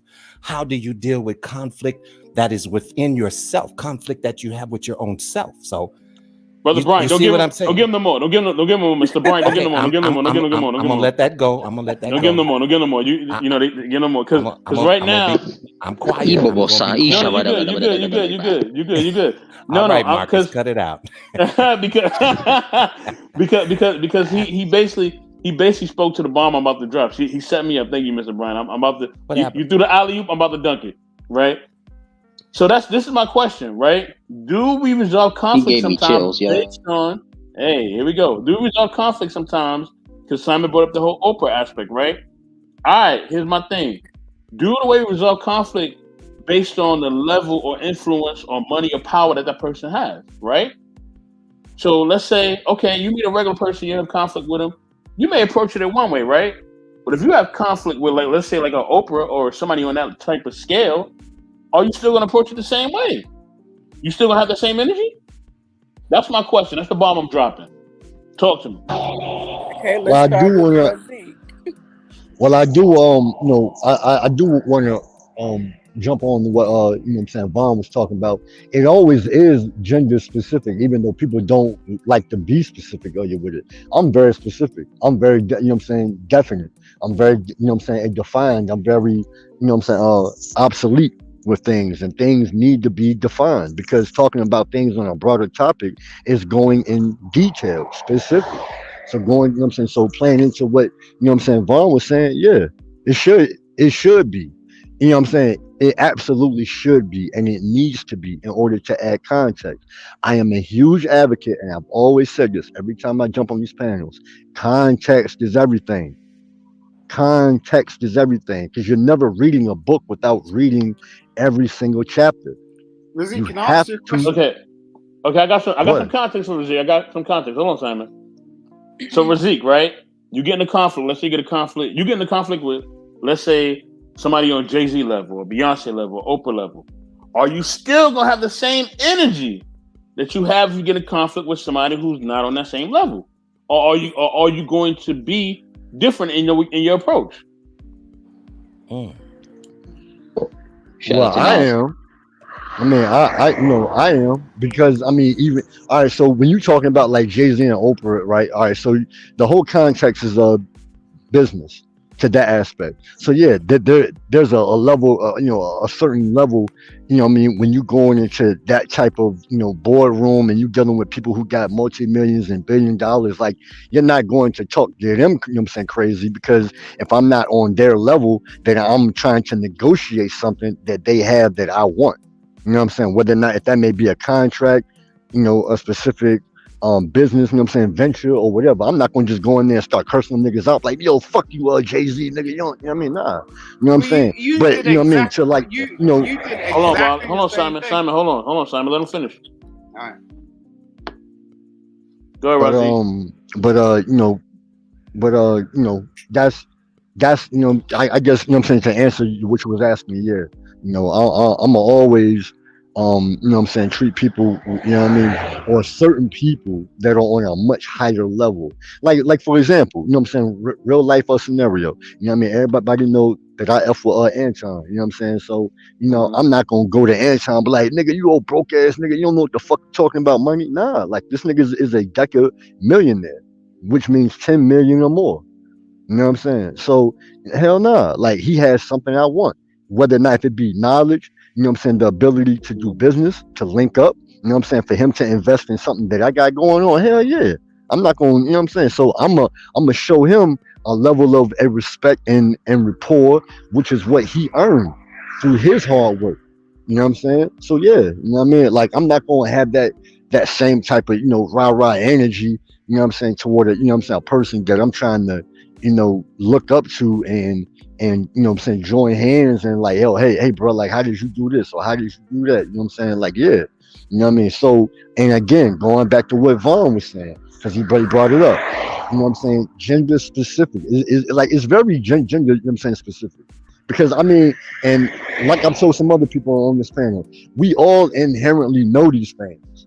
And because it shows in your daily actions, in the real life people who you interact with. You know what I'm saying? Even with people who interact, you know what I'm saying, with me off camera, behind the scenes, know that I'm the same way on camera as I am not on camera. Or when you're talking to me on the phone, I'm the same way. I don't have no. Well, hold on. If the Go person, ahead. Razik, I'm gonna say this: if the person has power, right?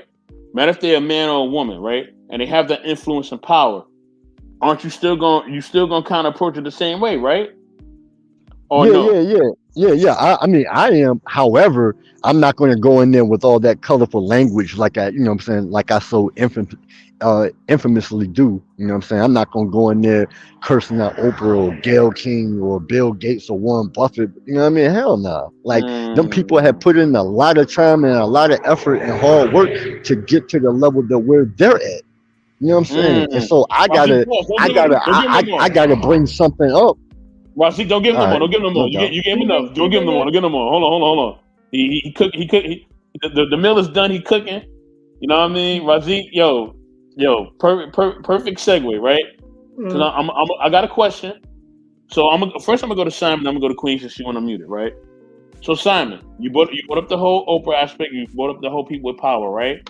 So if you have conflict with somebody who has power, right? How are you gonna approach it? You're gonna approach it the same way that Razik is talking about. You're gonna approach it differently. You're gonna keep the same energy. How are you gonna approach it? If you understand people with power, you take things with a blank slate. You do not approach them in a way that it's community minded, because people with power are not community minded.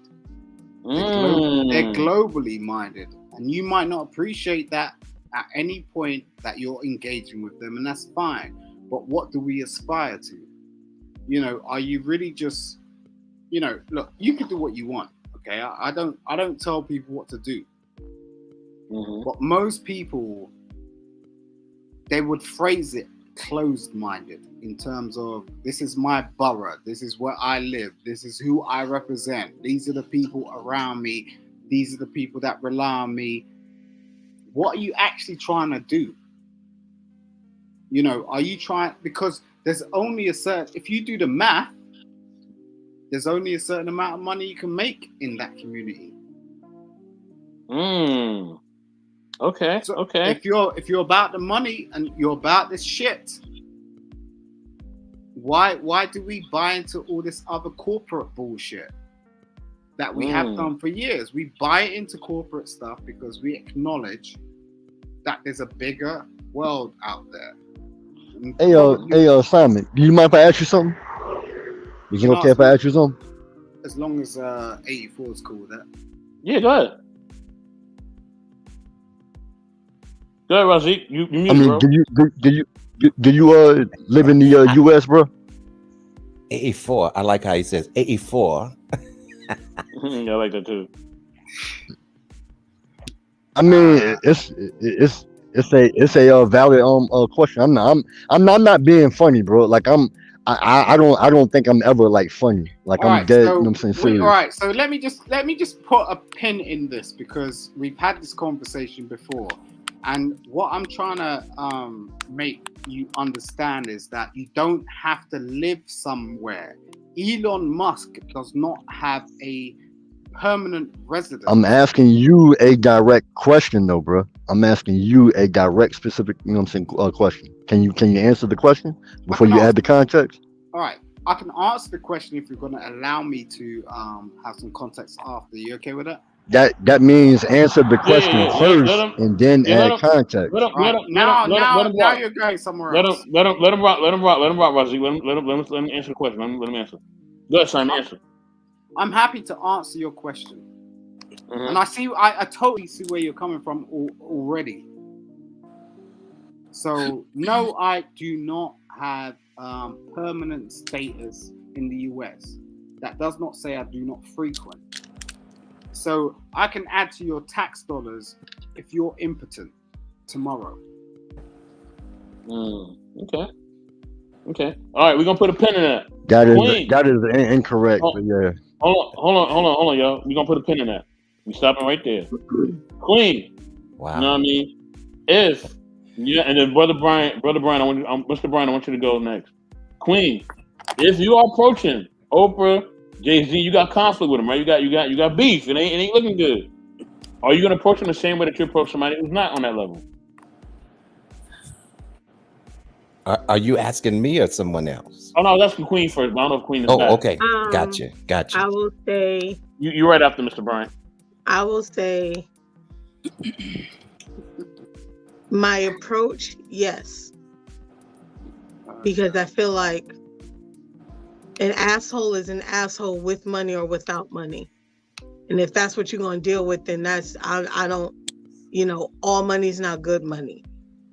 But I do believe that there's a way to communicate.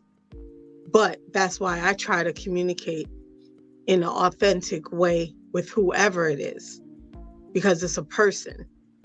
Oprah might come at me crazy out of pocket because we don't know, So I wouldn't call Oprah a female dog, but I also wouldn't call someone who's not on Oprah's level a female dog.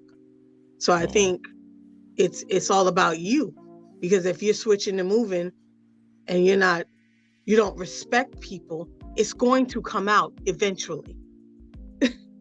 You can only fake the funk but so much. So I do believe that you have to have a level of authenticity from the smallest to the greatest, because you don't know what that small person next to you is going to do tomorrow.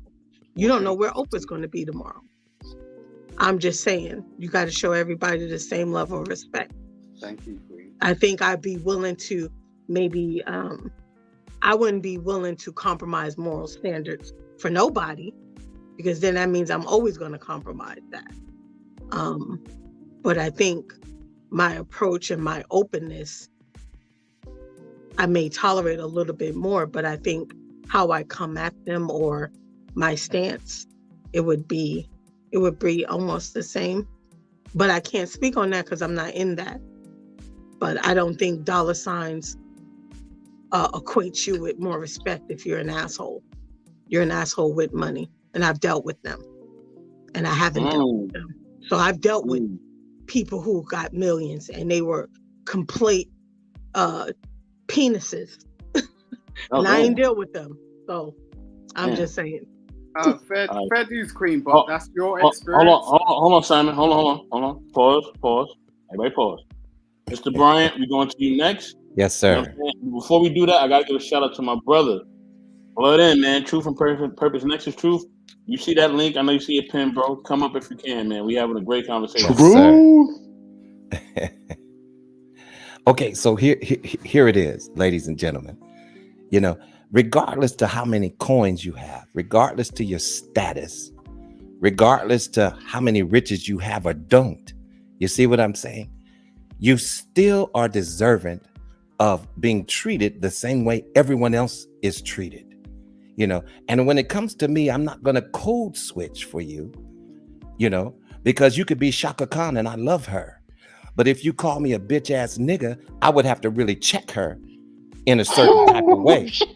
So regardless to your status, regardless to what you have acquired, regardless to your popularity and your celebrity, no, ma'am, no, sir, you are going to be respected the way that I respect Kwabila, how I respect Marcus, how I respect Wally, how I respect Simon and Razik.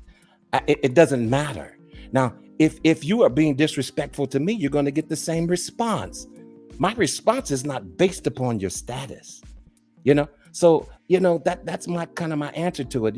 I don't believe that you get any special treatment because you are Oprah Winfrey or you are Denzel Washington or, I don't bow and I don't kiss. Brother Truth had a comment. He said, yep, assholes without ends, assholes with money, lanes without money, or lanes with money. Money don't make the man. Manners maketh man. Ooh, okay. All right. We're going to go to Brother Marcus. All right, Brother Marcus, and I'm going to go to my man Wally after that. You got beef, man. You got beef with LeBron or Dwayne Wade or Gretzky or somebody. They ain't feeling you, right? They not feeling you for some reason. Is this because of the MJ LeBron thing? Are you going to handle that? Are you going to handle it the same way that you handle it with somebody on YouTube or somebody that you know directly? No, well, I'm not going to give them special privilege, but if they come with a certain level of decency and respect as a human, then I'll treat them the same way back, in public, in private, whatever it is. I'm going to treat you with a proper level of you know, as B9 would say, decorum. Shout out to B9, you know, and I like that word. you know, About to be now. you know what I'm saying? So it's like, that's just, you know, but if LeBron goes and says he's the GOAT, but we all know MJ is the GOAT, I'm gonna say, hey, bullshit, but that's my thing. That's what I'm saying. Okay. Wally, you next, bro. You got major beef with a celebrity. Any celebrity you could think about. Somebody of high influence. You know what I mean? Let's say it's Bill Gates, anybody like that.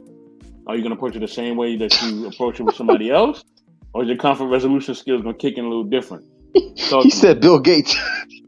All right, I'm just throwing it out there. But you know, so the overall topic point, I think you got to handle everybody like a person. You know, it doesn't matter about your status in one sense. But because you know, I say it like this, it's a little bit 50-50 for everything. And I'll say that we're like, okay, you guys bring up Jay-Z or Oprah. So whenever you deal with Jay-Z or Oprah, however that goes, you know, you're always gonna come in there with a sense of, you know, you got to hold yourself accordingly because this type of deal can make you or break you. But at the same time, if shit get funky, then it's like, you know what? Nah, it's like now you're a regular person. I ain't taking no BS from you because I know my worth.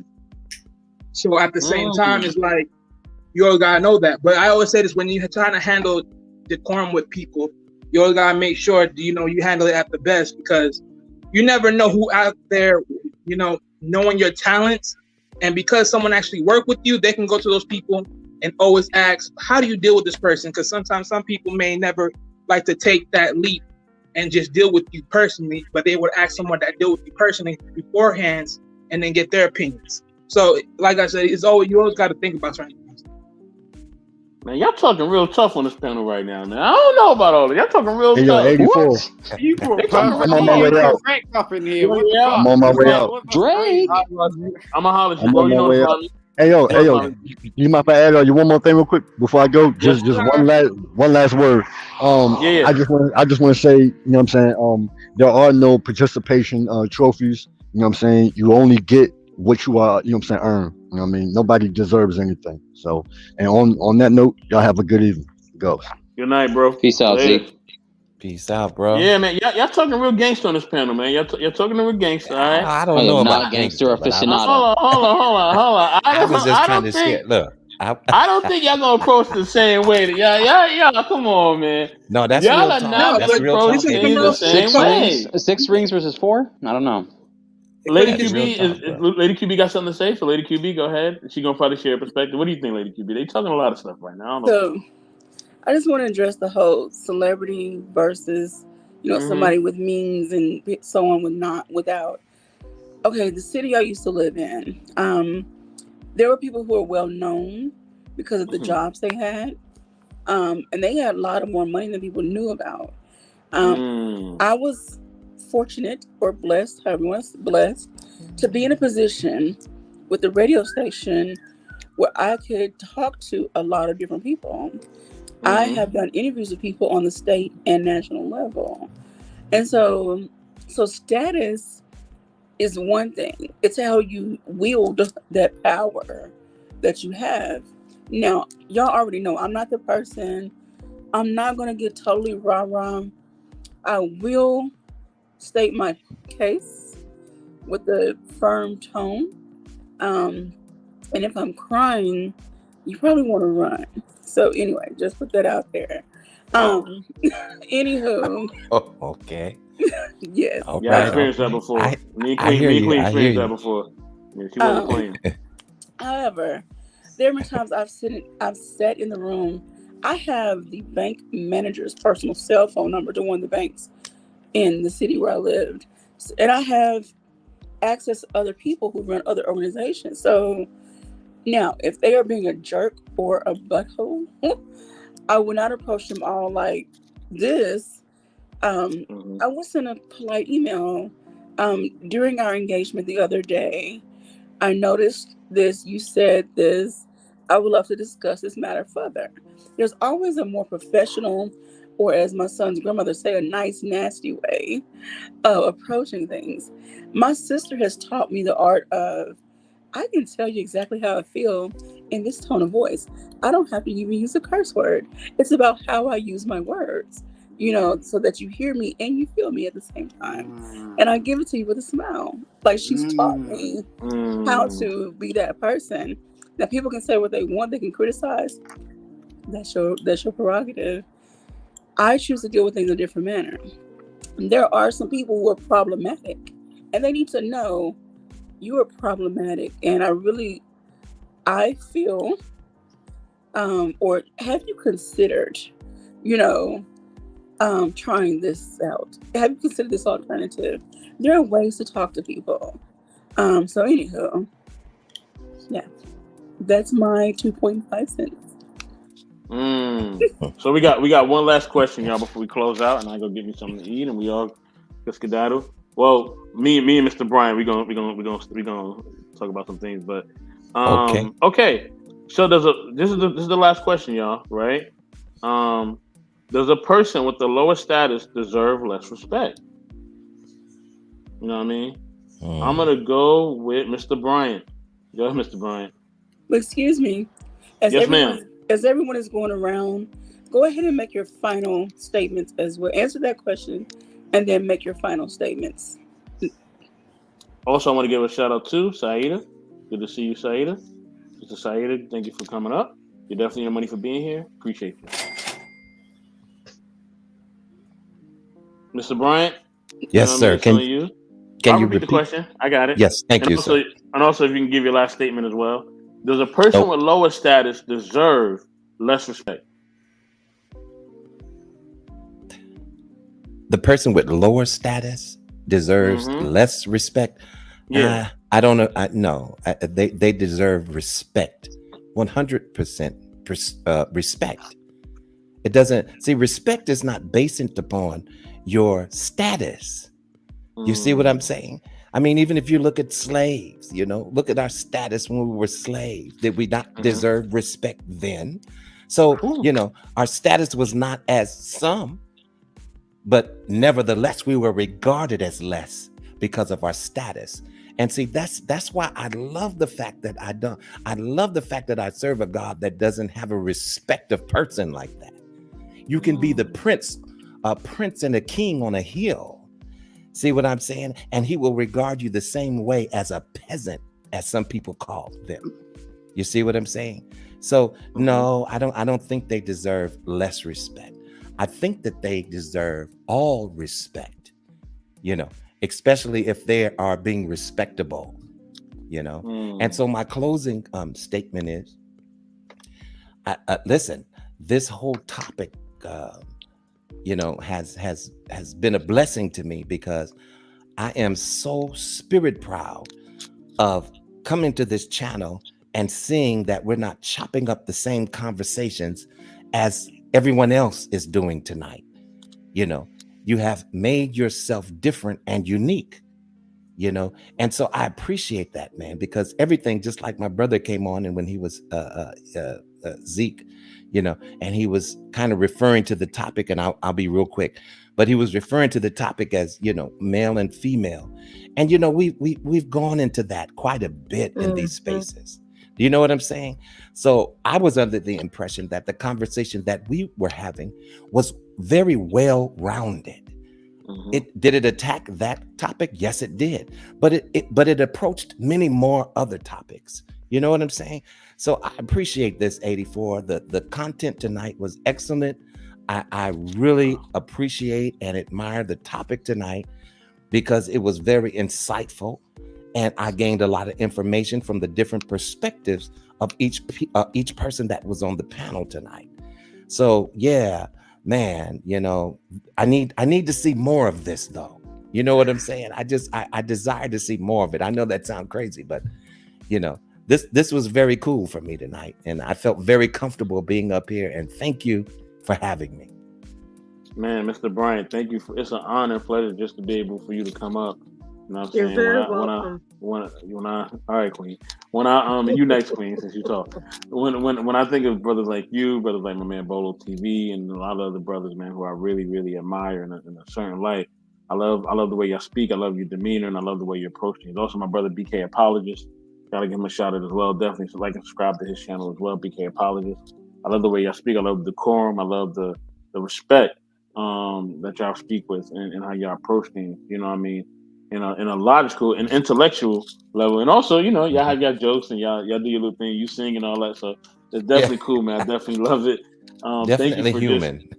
Yes, thank you for gracing me with your presence. You know what I mean? You definitely are an elder in the space. We definitely respect you as an elder. And you definitely you always be given in my space. In my space, you'll be given that respect as an elder. I don't know about anybody else, but in my space, they will respect you as an elder. And I will Well, I'm definitely honored hold them to be here. accountable. Definitely, I will definitely hold them accountable if they do not. You know what I mean? Respect to the elders and to the women are non-negotiable. You know what I mean? It's non-negotiable with me. I don't tolerate none of that. You know what I mean? So me and QB both definitely appreciate you. We thank you, and we appreciate everything that you brought to us tonight. You know what I mean? And Brother Truth said, thanks for the invite, bro. My G, I couldn't come up tonight. It's all good, Truth. You know what it is. You know what I mean? Much love, bro. Blood in. Queen, you next. I just want to thank you, Vaughn, for coming. We appreciate you. Now, Oh gosh, there's a person with a lower status deserve less respect, and then you give your closing remarks. Hey! Watch it, 84. I know where you live. Yeah. No, they don't deserve more or less. It's you, and I think sometimes we give people who have more money, more status, more respect than they deserve, because they think that they can move and shake in certain ways. Because they have money, they think they can talk down to you. For instance, today, really briefly, I went to a restaurant to pick up some stuff for my job. Very prestigious restaurant, very well off, very expensive, high end. There was a man sitting at the counter. I don't know what race he was.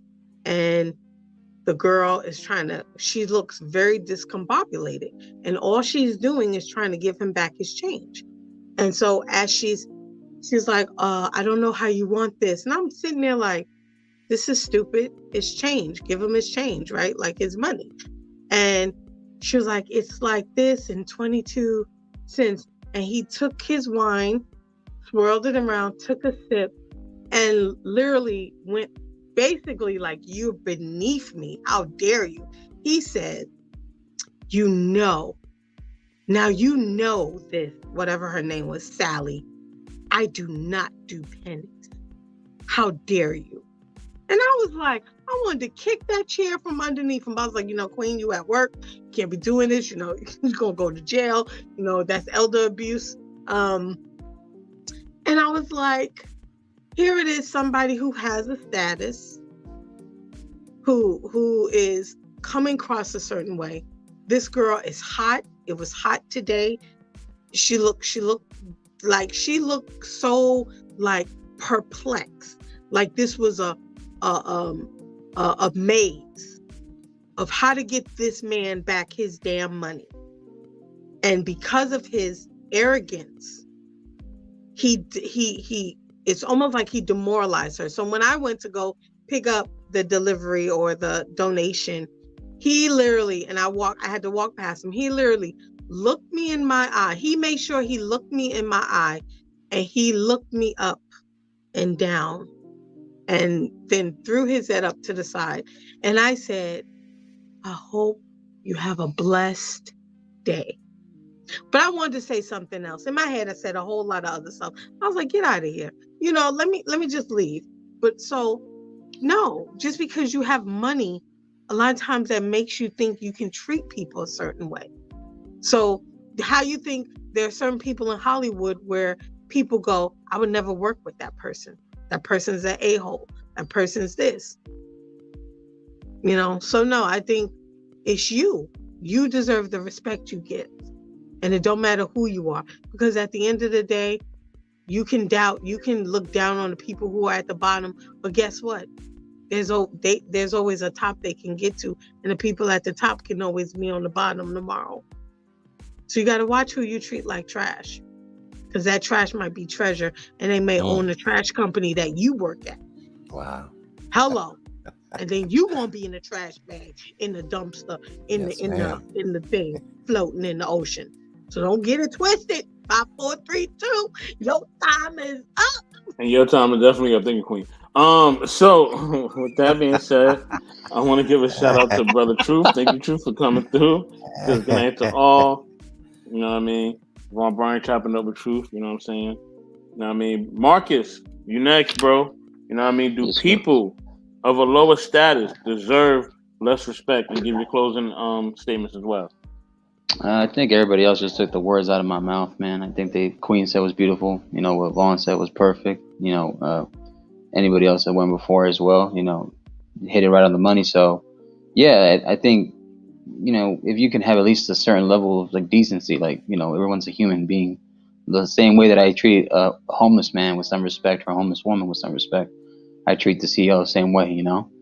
But the moment you act wrong with somebody directly, that's when you can either choose to hey, you lost respect for me or you gain respect for me. So there's like layers to a certain level of respect, depending on, you want the respect from your peers, you want respect as a leader, but you got to gain that respect. You don't just, you know, if you want more, you got to earn it. But there is a decency, a certain level of, you know, maybe empathy or something, right? So, you know, you got to have a little compassion with that respect, I think. But, you know, that's about it. Other than that, just thank you for having me up here on the panel. Great conversation. You know, and it was definitely a lot of respect here amongst us. Definitely, y'all. Thank you, brother Marcus. Thank you, appreciate you, man. Simon, okay, you're next, brother. All right, I love Simon's background, man. Yeah, that background is so cool, man.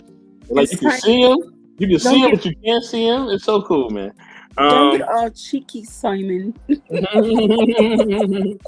Simon, does a person with a lower status deserve less respect? And then give your closing statement. Yeah, that's kind of difficult. I guess it depends on what circumstance you're in. Personally, I would say no.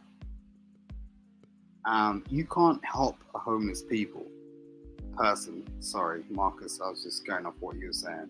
Because I've dealt with homeless people on a regular, and like there's programs and people become homeless for a reason.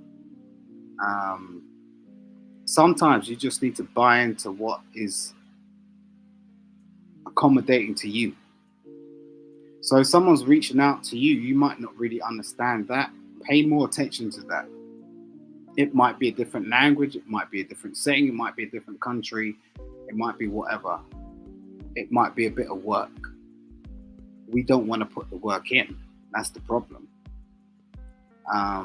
Take some time out to build globally. That's what I say. And that's why I'm here. Because it's there for you. Peace out to Nas, man. Peace out to Literal Soapbox. I appreciate you, bro. Man, Simon, much love to you, man. Much love to you. Like I said, y'all, definitely check out all of Simon's platforms. Section Lemonade, all right? And definitely check out The Table, all right? Check out The Table with him, Marcus, Wally, and the rest of the gang that come through. Check out that table conversation that he got, man. He got some powerful stuff he's talking about. You know what I mean? Brother Wally, you know what I'm saying? Right. Well, you know, yeah, does a person with a lower status deserve less respect? Well, I'm actually gonna come in this one with two viewpoints. So someone of a lower standpoint deserve less respect? The answer is no. Let me tell you why. Right here. So let me just tell you why. You know, eventually, you know, wherever viewpoint you look at, but let's say, you know, I'm looking at a viewpoint as being a boss. That person that's a low viewpoint of you is making you your money. And even if you think you can always replace somebody, let's be honest, you can't replace competence. So you always need someone with a well-balanced brain to operate your business one way or another. So you always got to handle people with some decency of respect. And, you know, but I would also say on this viewpoint, you know, for certain people, you know, as far, you know, certain people, how you choose to hold yourself as an everyday person, you don't have to worry about me giving you respect. I know you don't give yourself respect. But just for the overall, I mean, yeah, I wouldn't serve no one respect because you haven't never did nothing bad to me. So, yeah. But to the overall, but, you know, for my final words, you know, thanks for letting me up. This is the Intellectual Soapbox. You know, hit the like, comment, subscribe, hit the bell notifications, and, you know, at the Intellectual Soapbox, we bring intellectual conversations and we leave the BS at the front door. If you know, you know. Salute. Facts. Yo, thank you for saying that, yo. I have to clip that. I got to Make that a shirt. I got you, right? We definitely leave the BS at the door. Definitely, y'all. Check out Wally's channel, Wealth Talk Productions. Check him out Yes, also on the sir. table with Simon and all the rest of the brothers and Marcus and everybody else. It's You know what I actually mean? Wealth Talk. perfectly imperfect. Huh? It's actually perfectly imperfect. That was a show we did. That was a show. The table. Oh, okay. But that was bomb how y'all did it. I like that. You know what I mean? But definitely check out Wealth Talk Productions that Wally got, man. Like and subscribe to that. He got some great content. He's talking about a whole bunch of different things, y'all. Definitely tune in and check him out, man. All right, like and subscribe to Wealth Talk Productions. QB, you know what I'm saying? You got to answer your own question and then give your final statement. So my answer is no. Someone of lower status, I feel like you actually don't know their status because they haven't told you their real story. Have you ever watched the show Undercover Boss? They go into their own businesses and work as if they're a new employee just to see how the other people act and treat people. So you never know who you are encountering when you Is that a reality show? Yep. It used to be, yeah. Right. Gotcha. That's the one. So be mindful, and I use the tagline is be intentional, meaning you do things on purpose with a purpose. Be intentional with your words, your thoughts, and your actions. Do the right thing even when no one is around because it's the right thing to do. So anywho, my final words are about how to manage conflict. I want to say this, and I want to definitely applaud Vaughn for highlighting the purpose of this conversation setting. It is one, as I call it, hashtag cozy conversations. It's just about starting a conversation, keeping it nice and calm, respectful. I understand there are so many issues that are gender specific, but I really want to keep the peace and calm on this show as much as possible. Anywho, with that being said, managing conflict. There are three main things. Limit your expectations, because if you already got an expectation set up, you already setting yourself up to resent the person, place, or thing because your unspoken expectation is not going to be met. So limit your expectations and play the scenario out. See how it happens. See what happens.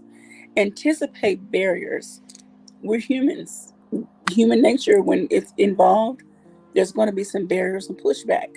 So anticipate that and then already have some plans, options on how to address the pushback. Don't be so consumed by managing. When you're constantly looking to put out fires, you become overwhelmed by trying to resolve the constant negative conflicts. So don't get so involved. Focus your energy on smoothing things out versus putting out the fire. I mean, and I know it sounds about the same, but don't worry about the troublemakers because they're eventually going to weed themselves out. Focus on the people who are staying on task. And that goes to every aspect of your life. I just want to say thank you all for joining us, for sharing your words, your heart, your soul with us. Thank you. Your feedback is welcome. I'm not trying to diminish anyone and their thoughts and their feelings and opinions and beliefs. However, it's Tuesday. Trying to still keep it calm. It's not hump day yet. We ain't trying to get over nothing. But That's right. We still Amen. we still recouping from the weekend. So That's right. Go get you a blanket out. Oh, if you never had a blanket out the dryer, oh my God, a fresh blanket. So this has been beautiful, man. Shit. Thank you. I swear to God, it's been beautiful. So this is what this Simon, is like. feel free to clip this. Feel free to use it. You know how we roll, man. And I love when you put like the picture. Are you ready? Yeah, feel free to like. I like how you put the picture. I'll like clip the panel. fuck out of this. Sorry, yeah, definitely. You can, man. Do what you will with it. You know how we do. You know what I'm saying? But yeah, definitely listen, y'all. Totally. Definitely, man. Definitely. Listen, y'all. At the end of the day, y'all. Look, you're welcome, bro. You're welcome. Appreciate you being here, man. I want to say this. everybody deserves respect. Everybody deserves love, and everybody deserves conflict resolution to happen. You know what I mean? At a respectable level, no matter what their social status is or monetary status is, we all need to respect each other and try to resolve conflict as soon as possible. You know what I mean? Beef is only good for the burger business, okay? If you ain't making burgers, then you don't need to be focused on no type of beef, all right? You know what I'm That's saying? right. No type of steak, no, none of that. All I right? agree. So, I approve that message. Beef is only for the Thank burger. you, family. No, dog. Thank you. Yes, sir. Yes, sir. With that being said, y'all, definitely like subscribe to all of our platforms, okay? Definitely check QB out on the Q Spot podcast. Man, she has so much stuff. She has Mikey QB. She has so many different things she's tapped into. Conversation. Quabila. Yeah, Quabila is everywhere. QB. QB is everywhere. Oh. You know what I'm saying? Quabila. And she also does Instagrams. She does so many different things. Check her out. Facebook's everything. Like, check out her content. Radio show. She has so much content. Look, she got so much content. If you just want to watch her content only and not watch nothing else, you can definitely do that because she has so much content for you. Okay. Morning inspirations, afternoon inspirations, evening inspirations. You can always check it out. And definitely right here on Tuesday, Conversation. Definitely check us out right here on the Intellectual Soapbox. Definitely got to thank Brother Vahan Bryant, Mr. Bryant. Thank you for coming up, brother. Thanks for being, like I said, the elder statesman here. I definitely appreciate you. I definitely honor you. And I definitely look up to you as the elder statesman here. Thank Brother you. Simon, thank you for bringing that perspective, y'all. Make sure, you know what I mean, y'all give our brother, you know what I mean, from across the land, man. You know what I mean? Yes, He's sir. representing, you know what I mean, that UK lifestyle, man, representing that lifestyle that we don't know about. Simon. You know what I mean? Listen, like and subscribe to Simon Hector, like and subscribe to Sex and Lemonade. Yes, he got some great perspectives on you. You know what I'm saying? And he's gonna keep it real with y'all, all right? You may not. It may be a little bit different for you because he comes from a different place, a different space. Mm-hmm. But if you listen to him, you truly listen to him, you will find out things that you do not really recognize about life and even about yourself. You know what I mean? Definitely. Let me go to Brother Wally, man. Definitely look up Wally at Wealth Talk Productions. Check him out, like and subscribe. He has some great conversations. You know what I'm saying? He definitely is going to keep you informed on a lot of different things. And also shout out to Queen, Knowledge Relationship Family. You know what I mean? Queen is on Ladies Night as well with QB. QB also hosts Queen. Ladies Night. I almost forgot about that. She also Love you, hosts Queen. Ladies Night as well. You know what I mean? And definitely, everybody, please like and subscribe to Intellectual Soapbox. And more importantly, just as important, like and subscribe to all the channels here. And definitely like and subscribe to the main hub. All right? The main hub. You know what I'm saying? The big umbrella. Evil Lord. You know what I'm saying? No, nobody's evil. The big umbrella, okay, which is coming up next. Easily Rig is coming up next. Knowledge and relationships. You know what I'm saying? Yes. With You know what I the mean? with That's the it. Sidekick Pipeline and 3 TV Network. And yeah, M3 TV Network, DJ Eddie King, First Lady Tammy, the whole crew, Lola, QB, OG Patrice, Be Easy and Riggs, everybody, man. Everybody that's part of the family, Mr. Brian, Queen, everybody's part of the family. Sir. Check us out, man. We got some dope content coming for you. We got some dope content that we are establishing. Also, I want to give a shout out to, let me not forget, Bro Clarence. Yes, Bro Clarence. That's talking about a black life. Gotta give a shout out to Bro Clarence. He's definitely not a relationship family. Him and Mr. Rico. Yes, check sir. them out. They're definitely bringing that OG perspective, man. You got to check them out. You know what I mean? It's two old men sitting on a porch, but they keeping it real. And I'm over there quite a bit, by the way. So I'm over there quite a bit. So I know. I see you over there, Vaughn. See you over there, Mr. Bryant. that's kind of like home for me. That's kind of home for me. So that's how they be. Mr. Bryant be over there. OG Patrice be over there. That's where the OGs reside. All right. If y'all want to see where the OGs reside, check out Bro Clarence. All right. That's definitely where the OGs reside for real. They hold it down. But with that being said, y'all, thank y'all for tuning in. Much love to everybody, man. We out of here. Peace. Peace. So,